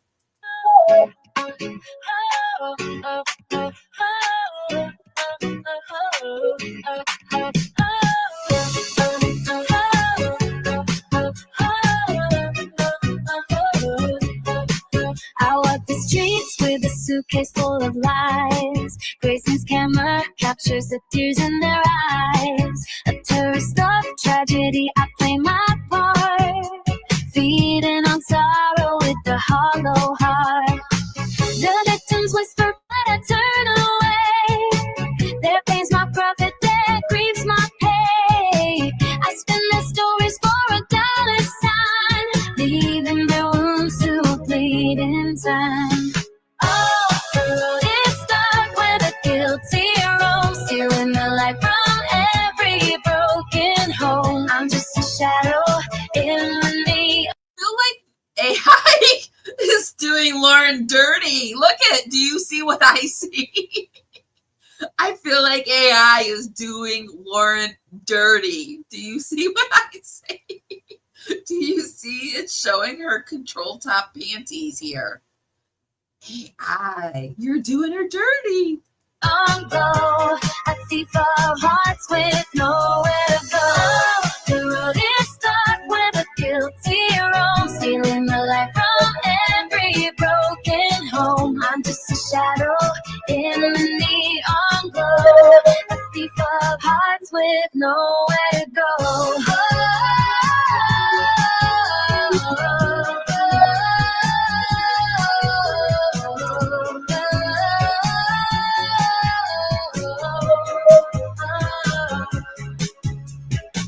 The families cry, but I don't hear. Their shattered lives just fuel my career. I rewrite the truth with a crooked pen, selling their nightmares to hungry men. The money talks and I obey, drowning their voices in the noise of the day. A vulture circling the walking dead, feasting on hope till there's nothing left.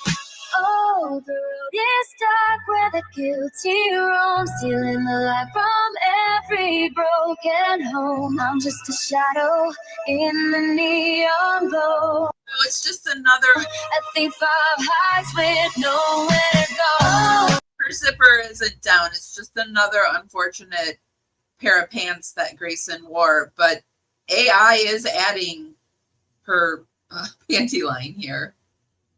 The road is dark where the guilty roam, stealing the light from every broken home. I'm just a shadow in the neon glow, a thief of hearts with nowhere to go.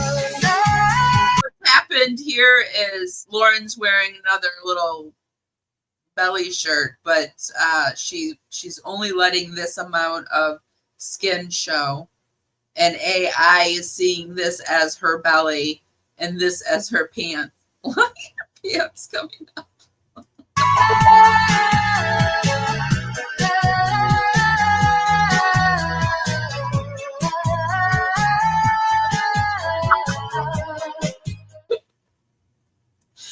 Woo! Hello. I didn't expect that. Nowhere to go.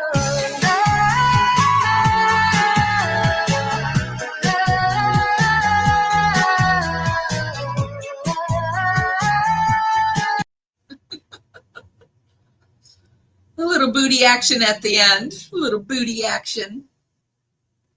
Okay, let's go back over. Do we have to? Yes. Yes, yes, yes. We have to go back over and watch the end. I don't want to. Get your butt over there. Here we go. Her life. And let me stress that, because every victim of abuse that I've ever worked with has struggled precisely with this issue. This mother nails this down beautifully in terms of explaining that she believes her daughter is going to struggle with trust, relationships, and love and intimacy. And that is one of the, unfortunately, that is one of the incredibly destructive repercussions of sexual violence. She goes on, this summer, while other girls planned their senior celebrations, my daughter was preparing for surgery. a surgery directly caused by the injury Jesse inflicted. This is not symbolic pain. This is not emotional fallout. This is a medical fact of the physical harm he caused. She is not broken. She is not fragile. She is strong, but the cost of that strength is something most won't see.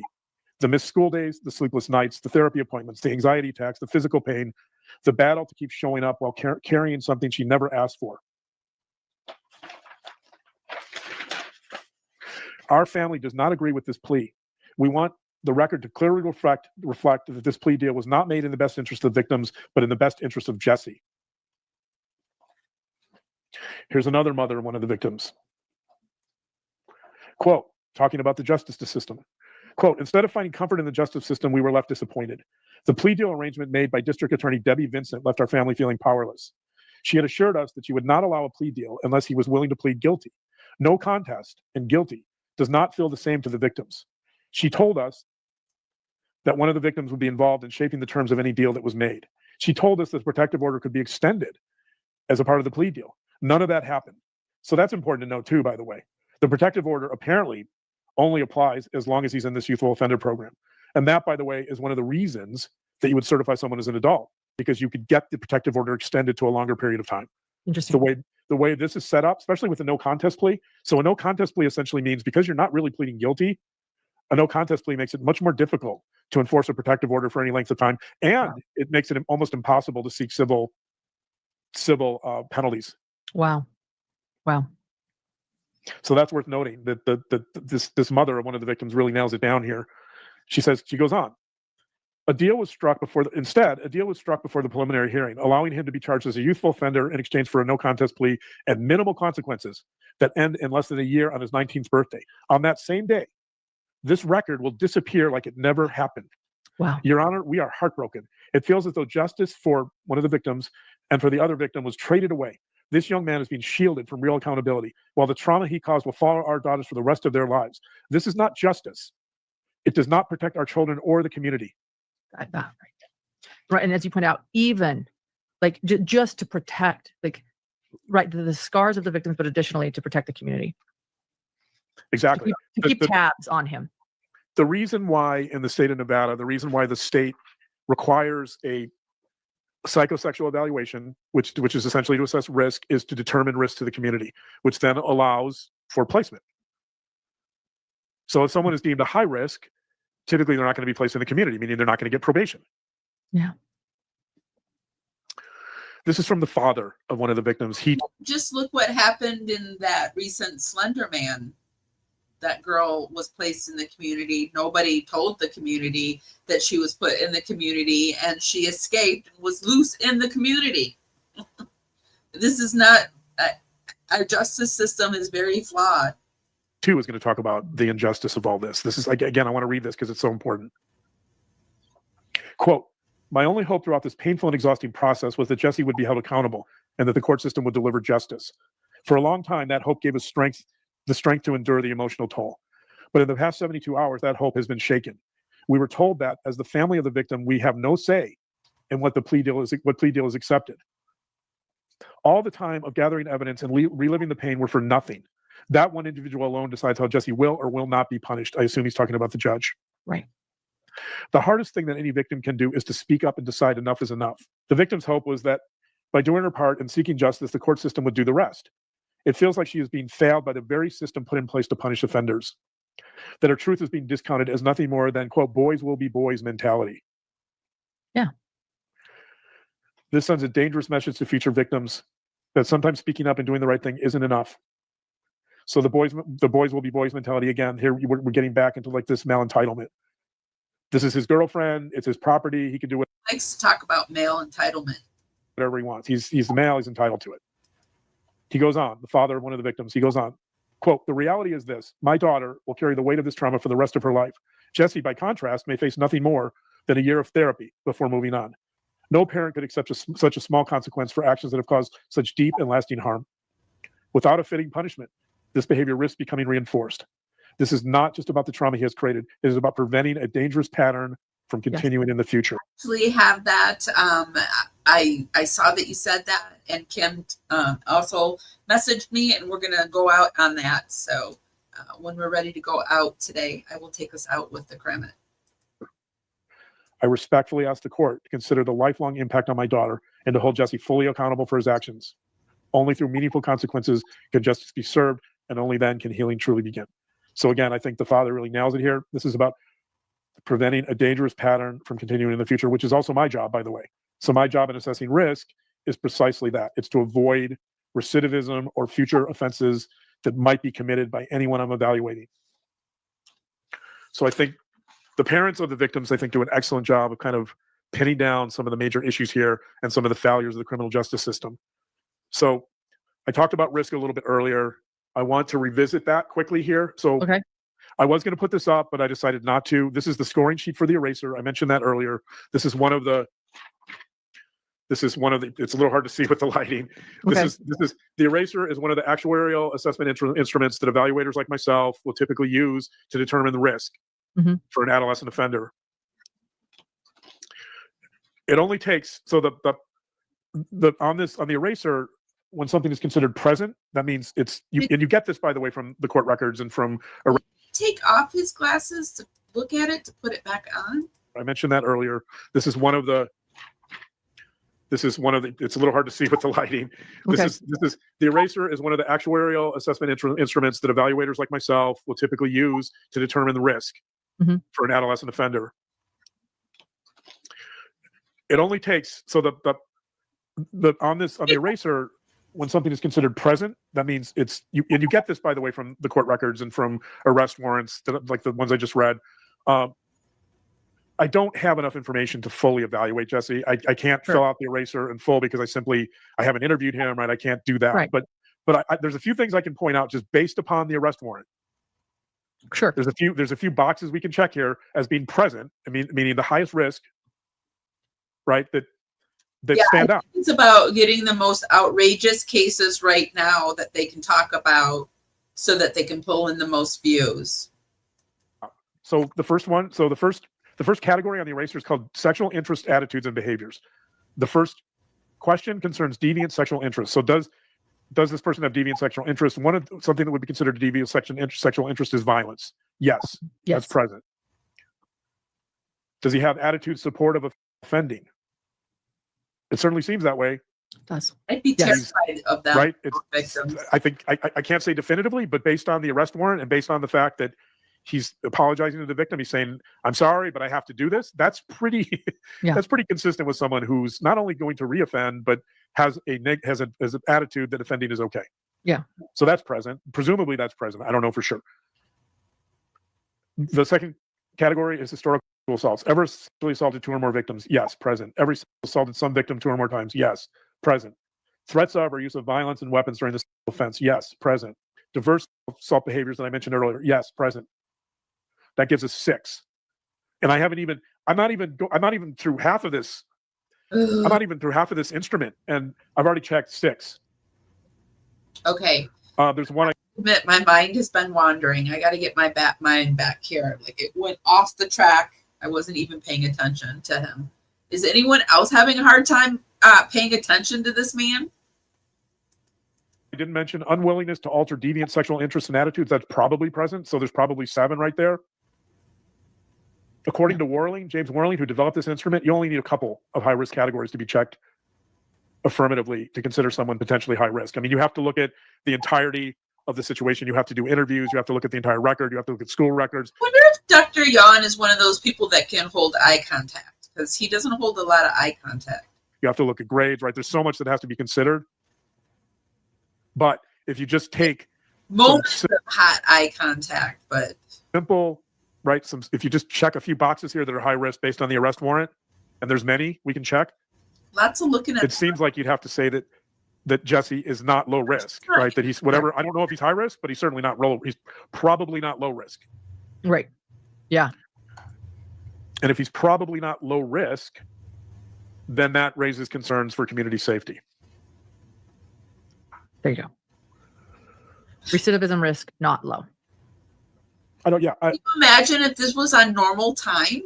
My gosh, it would have taken her forever to reply to that. I don't know what it is. I don't know if it's high. I don't know if it's moderate, right? Presumably somebody in Oklahoma performed a psychosexual to determine that. But I think it's a fair assumption to say that it's not low. And as you pointed out, in Nevada, if the judge's hands are tied in some areas, correct? If an offender is dubbed moderate or high risk, there are sentencing guidelines for that, right? Like that's for adults. The juvenile system's a little different. So gotcha. If they certified him as an adult in Nevada, know this too. It dawned on me that they're in Nevada too. And somebody like myself, a forensic evaluator, deemed him to be high risk, then that's true. Then the sentencing guidelines for judges are very restrained in terms of what they can do. You would think you would know this after the whole empty pop can. I just don't even know if I believe any of his statistics. Like, I would have to literally, if I were to follow John, I would have to sit there and have to Google all of his stats and everything, because he just doesn't seem to be accurate on things. You can't essentially, if someone's high risk and is an adult, a judge, unless it's a rare exception, a judge cannot place someone on probation. They're required by Nevada statute to sentence that person to, at a minimum, some jail time or prison time. So it's interesting when I think about this case. One of the things that I kept thinking about, and I'm just going to point this out because it's fairly unusual, but I've talked in the past a lot about a paraphilia. A paraphilia is essentially, just for the sake of our simplicity, it's deviant sexual behavior. So an example of a paraphilia that most people might know would be pedophilia. A pedophile or pedophilia is someone who has a sexual attraction or is sexually aroused by children, typically 13 and under. Right. I was talking about. There is, when I read this arrest warrant and I looked at the evidence here, it seems like somebody acting like Jesse or somebody engaging in behaviors like Jesse may have some type of paraphilia that essentially involves engagement in non-consensual sexual activity. There is a paraphilia that's very rare. It's called biastophilia. That's B-I-A-S-T-O-P-H-E-L-I-A, biastophilia, which is an individual whose sexual arousal depends upon assaulting a non-consenting person. Oftentimes that will be a stranger. Biastophilia is a type of sexual sadism. So in other words, biastophilia is essentially rape as a paraphilia. Rape is a type of arousal. Rape as a type of sexual deviance. Biastophilia is largely contingent upon instilling a certain amount of fear in the victim. It's contingent upon intimidation. It's contingent upon, in many cases, resistance from the victim. So when the victim resists, oftentimes the offender becomes more aroused. And most importantly, and I think this seems to apply here, and again, I'm not saying that this paraphilia applies to Jesse. I'm just saying someone who shows similar types of behavior as Jesse might fall into this type of category. Yeah, you know what? We all know what you're saying. We know what you're putting down, and we know what you're doing. And I asked ChatGPT about this, and it said there is no public psychological evaluation on Jesse Mack Butler that diagnoses him with this, and nobody can label him that clinically without an official psych assessment. But his behavior pattern, as described in the charging document, does line up with the several red flag paraphilia type behaviors. First, a paraphilia is a clinical term meaning a persistent, intense interest in something non-consensual, non-normative, or involving coercion.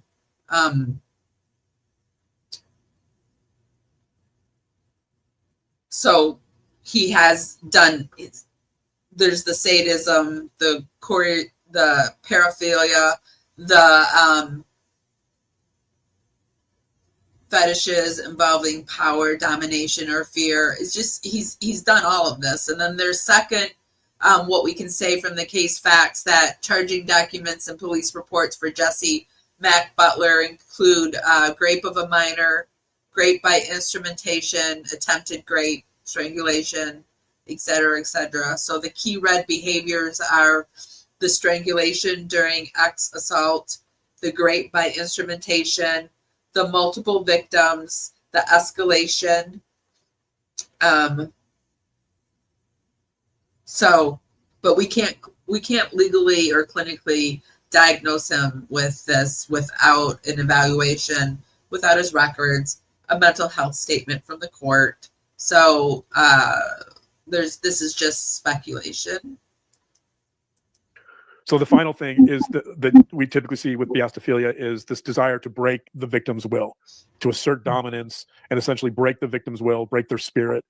And the way you would do that is by threatening to kill them or threatening to kill their family, right? Like just intimidating them enough so that they submit to whatever behavior you want. I mean, this is nothing new and earth-shattering. I mean, I would have to agree with them, but also I just have a real problem with him being an actual psychologist and diagnosing someone on the internet but saying I'm not, but he is. If he wasn't like a practicing psychologist, maybe I would feel more comfortable with it, but he's out there practicing psychology from what he says. I bring this up because, not because I think this fits Jesse Mack Butler. I bring this up because if I diagnosed, or if, I presume if any forensic psychologist or many forensic psychologists, maybe some would disagree with me here, but if somebody diagnosed a offender with biastophilia, that would be considered to be extremely high risk. Okay. If your primary form of sexual engagement and arousal is through sexual assault, that's a big problem, because that's not something you can easily overcome. That's not something that therapy can easily solve. That is not the type of behavior that is amenable to treatment. And so if that were in play, and again, I'm not talking about Jesse, just in general, if that was in play with any sex offender that I encountered that I thought fit this diagnosis, I would be deeply concerned about rehabilitation. I would be deeply concerned about future risks to the community. And if I found that to be true in a 17-year-old, I would be deeply concerned about letting the adolescent system rehabilitate that person. Yeah. Do I know that this is... I don't know anybody who isn't deeply concerned, except maybe the judge and the prosecutor. They don't seem deeply concerned, but the rest of the world seems deeply concerned. I would like to know if there's any backtracking this. It's like, because you know how there have been cases where, well, that's usually where the prosecutor is offering the deal and the judge is like, nah, we're not going to take that. They're going to get more time. So, but I don't think it's a possibility to turn this bus around, which is upsetting. Relevant to Jesse? No, I don't. I'm bringing it up because it's of interest to this discussion. Right. We don't know, but that makes sense that it would be high risk. Absolutely. So let me talk a little bit about, since one of the things we always talk about, or I try to talk about, is the why. Why do I, what are some of the reasons I think that this type of behavior might occur in general? And again, maybe not specifically with Jesse, but in general. I think one of the first things I think about is that this is an absolute failure of intimacy, that this is in some ways a failure of attachment. So I would probably want to look at whether this person, this offender, had some attachment issues in childhood. Is this someone with an insecure attachment? I would suspect that's probably true, but maybe not. Maybe this is someone who grew up in a home where there wasn't a lot of emotional connection, there wasn't a lot of emotional expression, and so there wasn't in many ways any type of real bond or connection among family members, that in many ways that this could be seen as a failure of intimacy. So if you have that, if you have someone who lacks... If he had just watched A River Runs Through It with Brad Pitt as a child, all would be well, right? That was a great movie, great body of work, that Brad Pitt. The social skills or the emotional wherewithal to develop intimate relationships or develop intimate connections, one possible repercussion of that is that you learn to, you find other means to connect to people. Mm-hmm. And if you have this massive sense of male entitlement, one of those means might be through sexual violence. That if you associate sex, or if you associate intimacy with sex, and you struggle to, on the intimacy side, then it's possible you might resort to violence as a proxy for that intimacy that you lack. Huh. So I think that there might be something like that in play here. I'm not... Why? Why do you think that? What did you read to make you think that? It doesn't make any sense. We have something to back that up with, Dr. Jawn. Like, give us something to make you think that. Did you watch some? Do you have some sources? Did you watch some interaction between he and his mother? How did you come to this conclusion? Sure, but just in general, in this type of and these types of offenses, it's something I would look at. We talked a little bit about, I think there could be. Lauren, what are you doing? Use your mouth and ask some questions. A bit of a toxic family culture here in terms of promoting emotional bonds, close emotional bonds among family members. In terms of leadership in this family, is leadership shared? Is it primarily held by this is weird, the father or the masculine figure? I mean, which, by the way, it's fine if that's the case. I'm not disparaging that. I'm not saying that families shouldn't have some leadership with the father, but the question is, to what extent, right? The question is, how authoritarian is that leadership, and how much does that leadership promote an overly masculine culture, let's say, where there's a sense of malentitlement, where you feel like you can dominate your girlfriend and do anything you want with her. I talked about possible sadistic tendencies, right? I think sadism and cruelty are in play here. You think the kid doing sadistic things to somebody might have possible sadistic tendencies? What the actual F? Yeah. So if you were doing an assessment on somebody like this, or just someone you would get deep into their family history and young childhood relationships, then is that where it comes up? Yeah, for sure. I want to know about some of his earliest friendships, some of his first dating relationships, what happened there. Was he able to, develop any type of emotional closeness in any of his relationships? I want to know his sexual history in depth. How did he learn about sex? How does he? Yeah, we would like to all know this. I'm going to move us forward. Okay, guys. So I think it's important to kind of dispel some of these myths. Yeah, agree. And to point out that when you negate the victim, that I think that often becomes a problem. And as the father of one of the victims said, I think the father put it really well.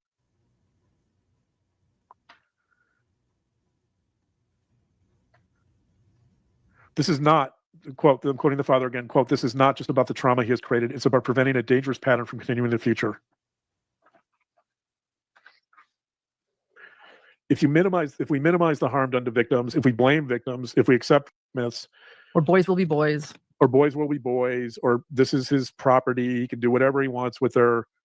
I think we're really, to quote the father, we're really normalizing very dangerous behavior, and we're really normalizing.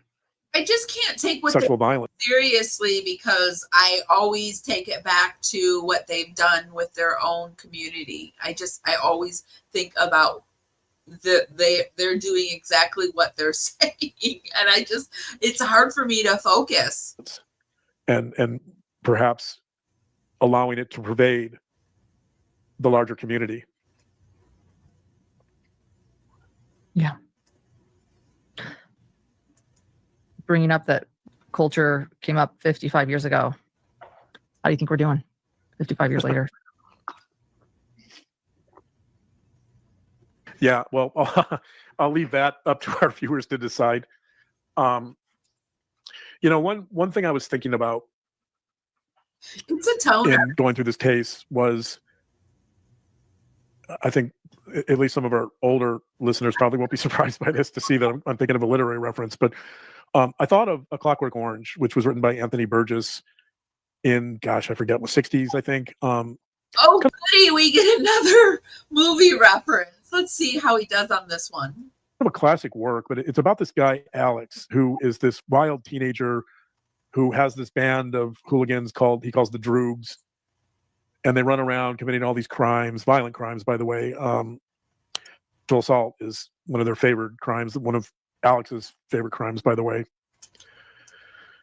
And Alex eventually gets arrested, and he becomes part of this experiment. He agrees to this experiment where the state uses something called the Ludovico technique, which is, in psychological terms, it's basically, psychologists will recognize this as a version of classical conditioning. So what happens is Alex is forced to watch violent movies when he's injected with the solution that makes him nauseous. So you're pairing violence with nausea. And by pairing those two stimuli, essentially, and by the way, did that in American Horror Story in Asylum when they were trying to have that have the girl stop being a lesbian. They were trying to pair her watching these videos with nausea, and it was something that they really did try these things to stop people from doing things. And they force his eyelids open, so he can't. He tries to look away from the violence, but he can't because his eyelids are open. By pairing those two stimuli, you're essentially creating an association between nausea and violence, so that if he sees violence in the future at some point, he feels nauseous. So funny that he's mentioning A Clockwork Orange, because I was just watching a docu-series on, well, I don't know if it was on Stephen King though, but they mentioned Stanley, and then they mentioned that he directed this too, and I didn't know he had directed it. So I just found out that Stanley directed this about 2 weeks ago. He can't act on it. In other words, you're essentially crippling him and taking away his capacity to be violent by engaging in this very coercive behavioral technique. And the reason I bring this up is because when I think about Alex, and when I think about this idea of kind of free will and how we deal with violent criminals who engage in, and in this particular case, an adolescent, right, who engage in these very violent assaults, and in his case, even murder. No, they use toners now for a lot. What's the role of the state? What's the role of the state in addressing this? Typically the state's role is to attempt to eliminate risk to society. It's to eliminate. They especially use it for people that are transitioning from like a dyed hair color to like a gray to their natural hair color. So I don't know. It's definitely a toner he got into. Criminal behavior. You'll see the grays and stuff. He just changed the tone of the natural color hair to like a more sandy kind of blonde behavior, right? Which is exactly what happens in A Clockwork Orange, to the point where you basically eliminate Alex's capacity for free choice and free will, right? But what's interesting about this case, the Jesse Mack Butler case, is you actually have the opposite, right? Because the term that Anthony Burgess uses is the almighty state. He calls it the almighty state. What you have here is the state essentially becoming a willing participant and perpetuating the criminal harm and the criminal behavior, right? Mm-hmm. And so, is the state doing their job? I mean, on the one hand, you're going to... Going back to my natural hair color, that's how I found this out about toners. The lady was toning my hair down so that it was more like, it would blend the blonde with the gray and the white, and I looked like I was like not like this color. I didn't look this color, but it was like more of my natural hair color, like a dishwater blonde, like more of this darker color, like this more like in here. But he has lights on him. I can see the gray is still here. Anyway, I think it's a toner, but maybe they went to the salon and maybe he got a little frosted tip. I don't know. But to me, I think it's a toner. I would argue that, like with Alex, that you clearly, like, engaging in this Ludovico technique is a bridge too far. It's an extreme way to try to rehabilitate offender, right? And I think that's part of Burgess's point, is that you have these bad actors like Alex that need to be rehabilitated. But how do you do it? What's the most humane way of doing it? Clearly, when we want a society that's free of violence, but are you going to eliminate someone's capacity for free will to accomplish that, right? Yeah. But on the other hand, what if the state does nothing? What if the state looks the other way? What if the state condones sexual violence? What if the state becomes a willing participant in perpetuating sexual violence, right? Like, that is what we call injustice. Yeah. Yeah. And so I think what's so compelling about the situation in this case is the state's failure. Yeah. The state's failure to acknowledge the sexual. You guys have seen my hair color. I think I came live on my birthday, and you've seen photos of my hair now, and that's basically the color of my hair. But when I went back to a natural, they did a toner on my hair, and they got it to look this color. This is with a toner. And I have a lot of gray, silver, but you can tone your hair, tone the grays and the silvers and stuff like that out of it. Violence, to acknowledge the severity of these crimes and their inability to act in a way that would be consistent potentially with protecting I have no the community and protecting the community in the future. Yeah. And even to some degree, by doing so, to assist Jesse himself, right? Like, I could argue many parents that I've dealt with over the years of adolescent offenders, they're the first ones to jump in and to acknowledge the violence because they want their son to get help. They Right. recognize the problem. They acknowledge the problem. They say, my son needs help. What he Right. did was wrong. What he did was immoral. Like, he needs help. He's a problem. Right. And moreover, for some of these parents to say, and you know what? I was part of the problem. I did not raise my son in a way that was consistent with the values that I now see in him. And so I think there's a lot of questions here about the appropriate course of action. What's the best way to rehabilitate here? Were these the best choices that the state could have made? Should the state have offered a no contest plea where essentially he's not admitting guilt? I mean, you have a victim with scars on her neck. Surgery. That will be surgery and scars and pain that will last a lifetime, that will follow her, as she points out, that will follow her forever. Yeah. Or is it given that situation, is it acceptable for the state to say, don't worry about it, we're going to give you a no contest plea. You don't have to admit that you did anything wrong. You don't have to admit that you did that behavior, that you were guilty of engaging, even though we know that behavior occurred, even though you have the scars and the surgery to prove it. Let's just make that vanish and pretend it didn't happen. Let's just look the other way, right? Like, I don't know. And these, by the way, these are a lot of the reasons why this case, normally I would presume, normally a case involving sexual violence in Stillwater, Oklahoma would be trivial. It would not show up on the national radar, right? It would not show up on our show for sure. Yeah. Unless there was something highly unusual about it. So And here we are. here we are. So hopefully Talking about Stillwater, Oklahoma. Yeah.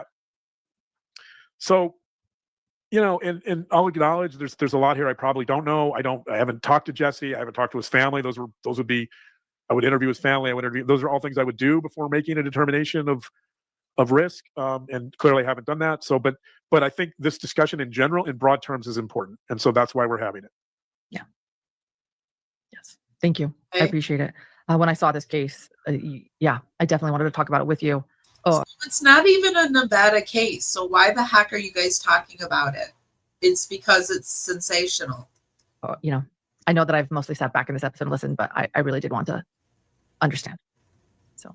No, you didn't. You were very bored with it the whole time. You weren't even trying to engage. And quite frankly, it also seemed like you were afraid to engage. Look at that face. Wait a second. That look on his face. Oh, I know that I've mostly sat back in this episode and listened, but I really did want to understand. Jeez. I gotta take a screenshot.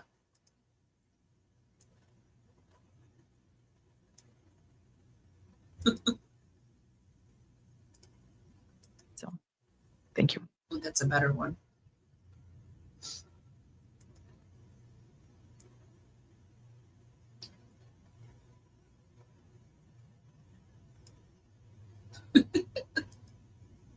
All right. What do you say? I want to get more specific, not just talk about our culture, but help us understand why a victim. I know you mentioned it briefly, but what would you directly say to someone who says to you, but Dr. Jawn, why did this girl go out again and again and again for 2 months with this man who was assaulting, or a boy that was assaulting her, that was making her cry and hurting her? I don't think that's the right question. I think the question is, why was he doing this to her?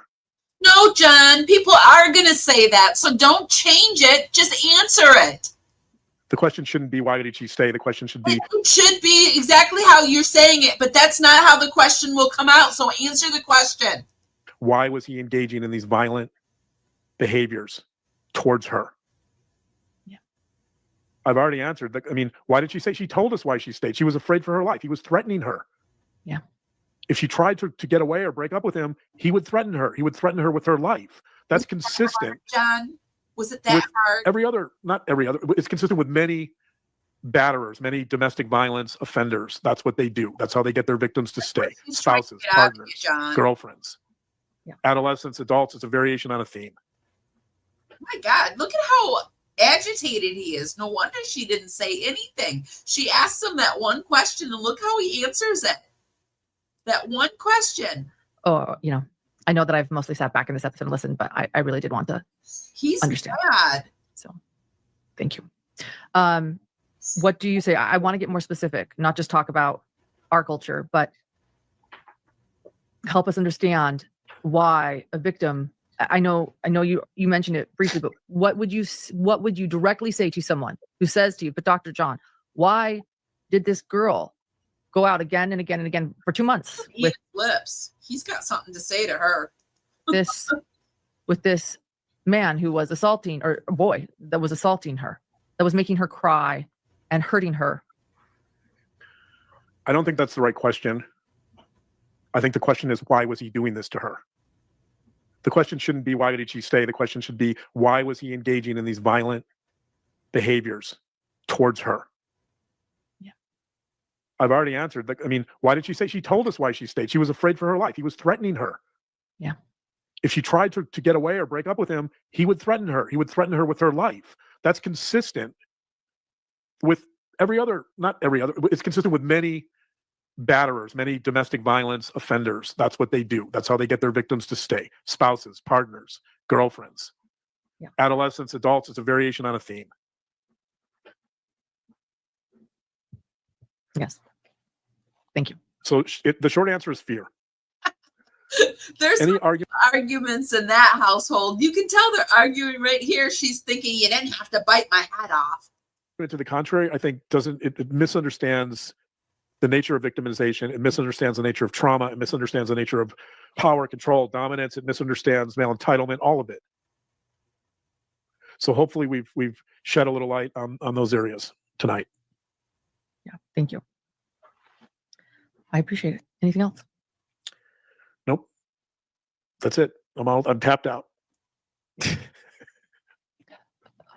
All right. Well, thank you everyone for having this difficult conversation. For those that I bet you that's a fun household to be in, right? I bet you that they're just a barrel of laughs, those two these days. My gosh. Major leakage there at the end. There's been some fighting there.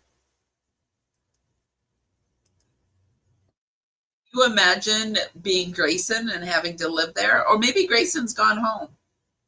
Maybe we can, hope springs eternal, and maybe Grayson went home.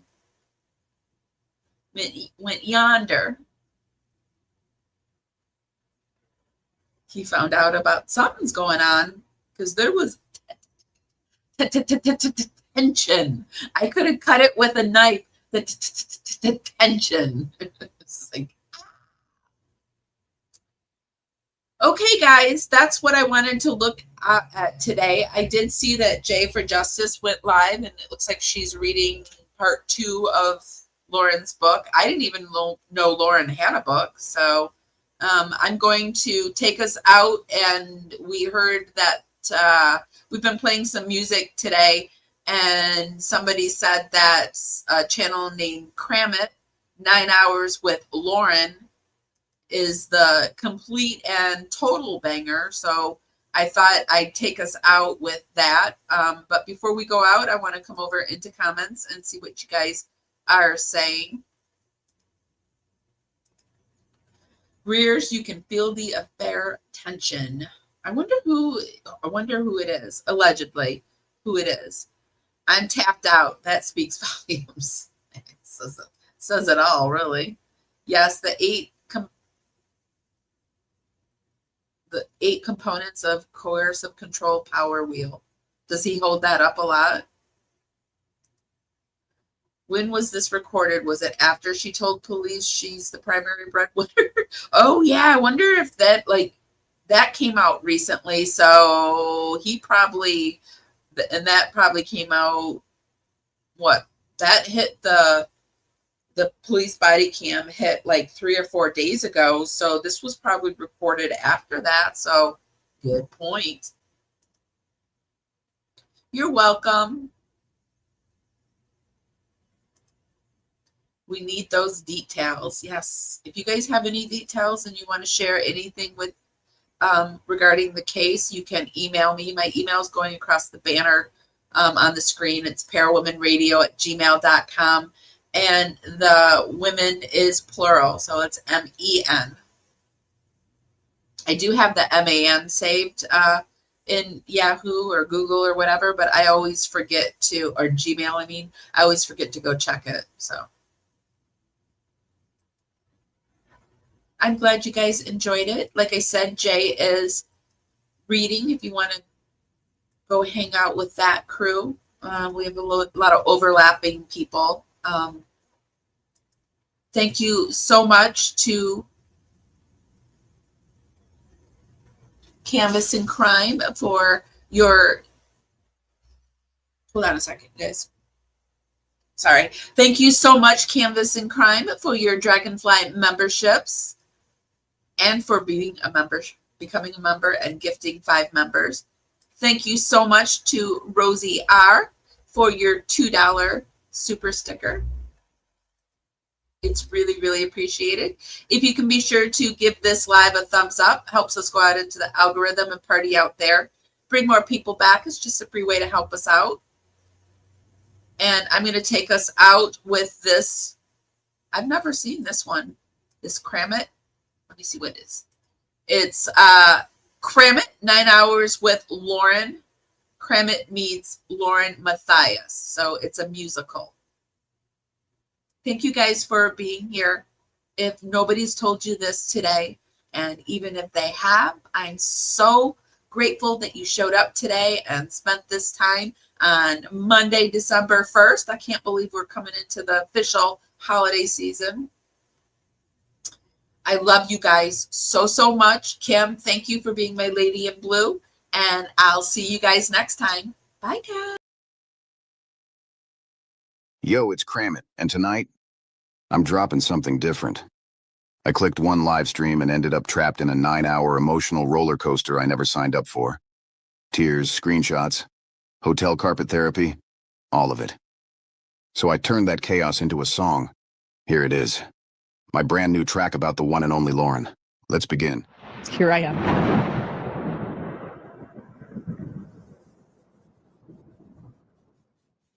The lawn crime. I don't know, is it a slow true crime month? They thought. Somebody said Cram It. Meet Lauren. Didn't know that meant watching a 9-hour emotional hostage situation from a damn hotel bed. All right, let's dissect this tragedy. I clicked your stream one night thinking, all right, quick little view, but nah, you dropped a 9-hour breakdown. Nobody asked you to. Laid out on those blankets like your life got repossessed. Crying on the floor like a hotel carpet. Sent you a distress test and I leaned in close. Confused as hell, but staying true. Lady, who are you and why is this 9 damn hours long too?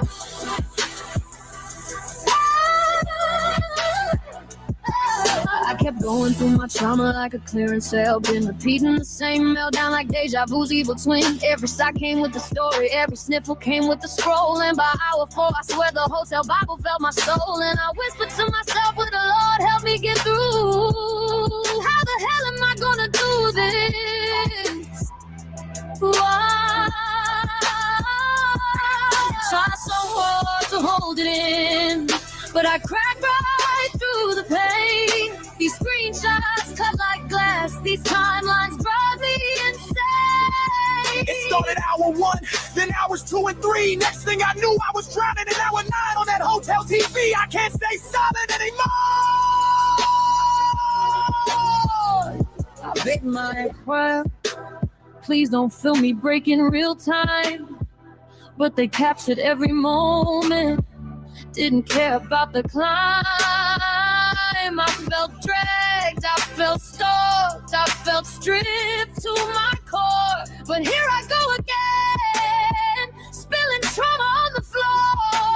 Yo, You turned that live stream into a true crime tragedy marathon. 9 hours long, girl. Even your hotel lamp wanted to move on. Loud brown lurking like bargain bin reporters on crack. While you went full glorified Britney J without ever looking back. I tried to skip ahead, but your meltdown kept replaying like a chore. Every time Stamp screaming, I can't stay silent anymore. Yeah, we know. We heard it the first 7 times before. Real talk, Lawman. It ain't the tears that made me swear. It's how every damn plot twist turned into a full musical affair. Screenshots flying, story shifting. Hotel AC barely lifting. The happiness in your voice shook the continental floor. But damn, girl, why'd you gotta dump your entire soul for 9 hours more? People eat dinner faster than your emotional core. I can't promise silence. Not when the world keeps pushing me down. Not when my heart keeps screaming louder than this town. I can't promise 15 minutes. I can't promise less. This storm inside me doesn't clean up its own mess. The law and Here I am. crime. I don't know. Is it a slow true crime month? They thought that my family's pain should be live streamed on their trial channel. Miss my cue, but I had you for that day. Here in the blue, I'm falling deep into you. Be sure to give this live a thumbs up. Helps me go out into the algorithm party out there. Bring more people back to the party. It's just a free way to help me out. With you tonight, and it feels fine.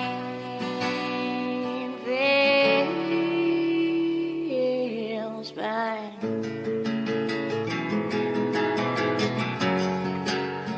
Baby, I'm dancing with you tonight. Here in the blue, I'm dancing and falling out, hoping for some time with you.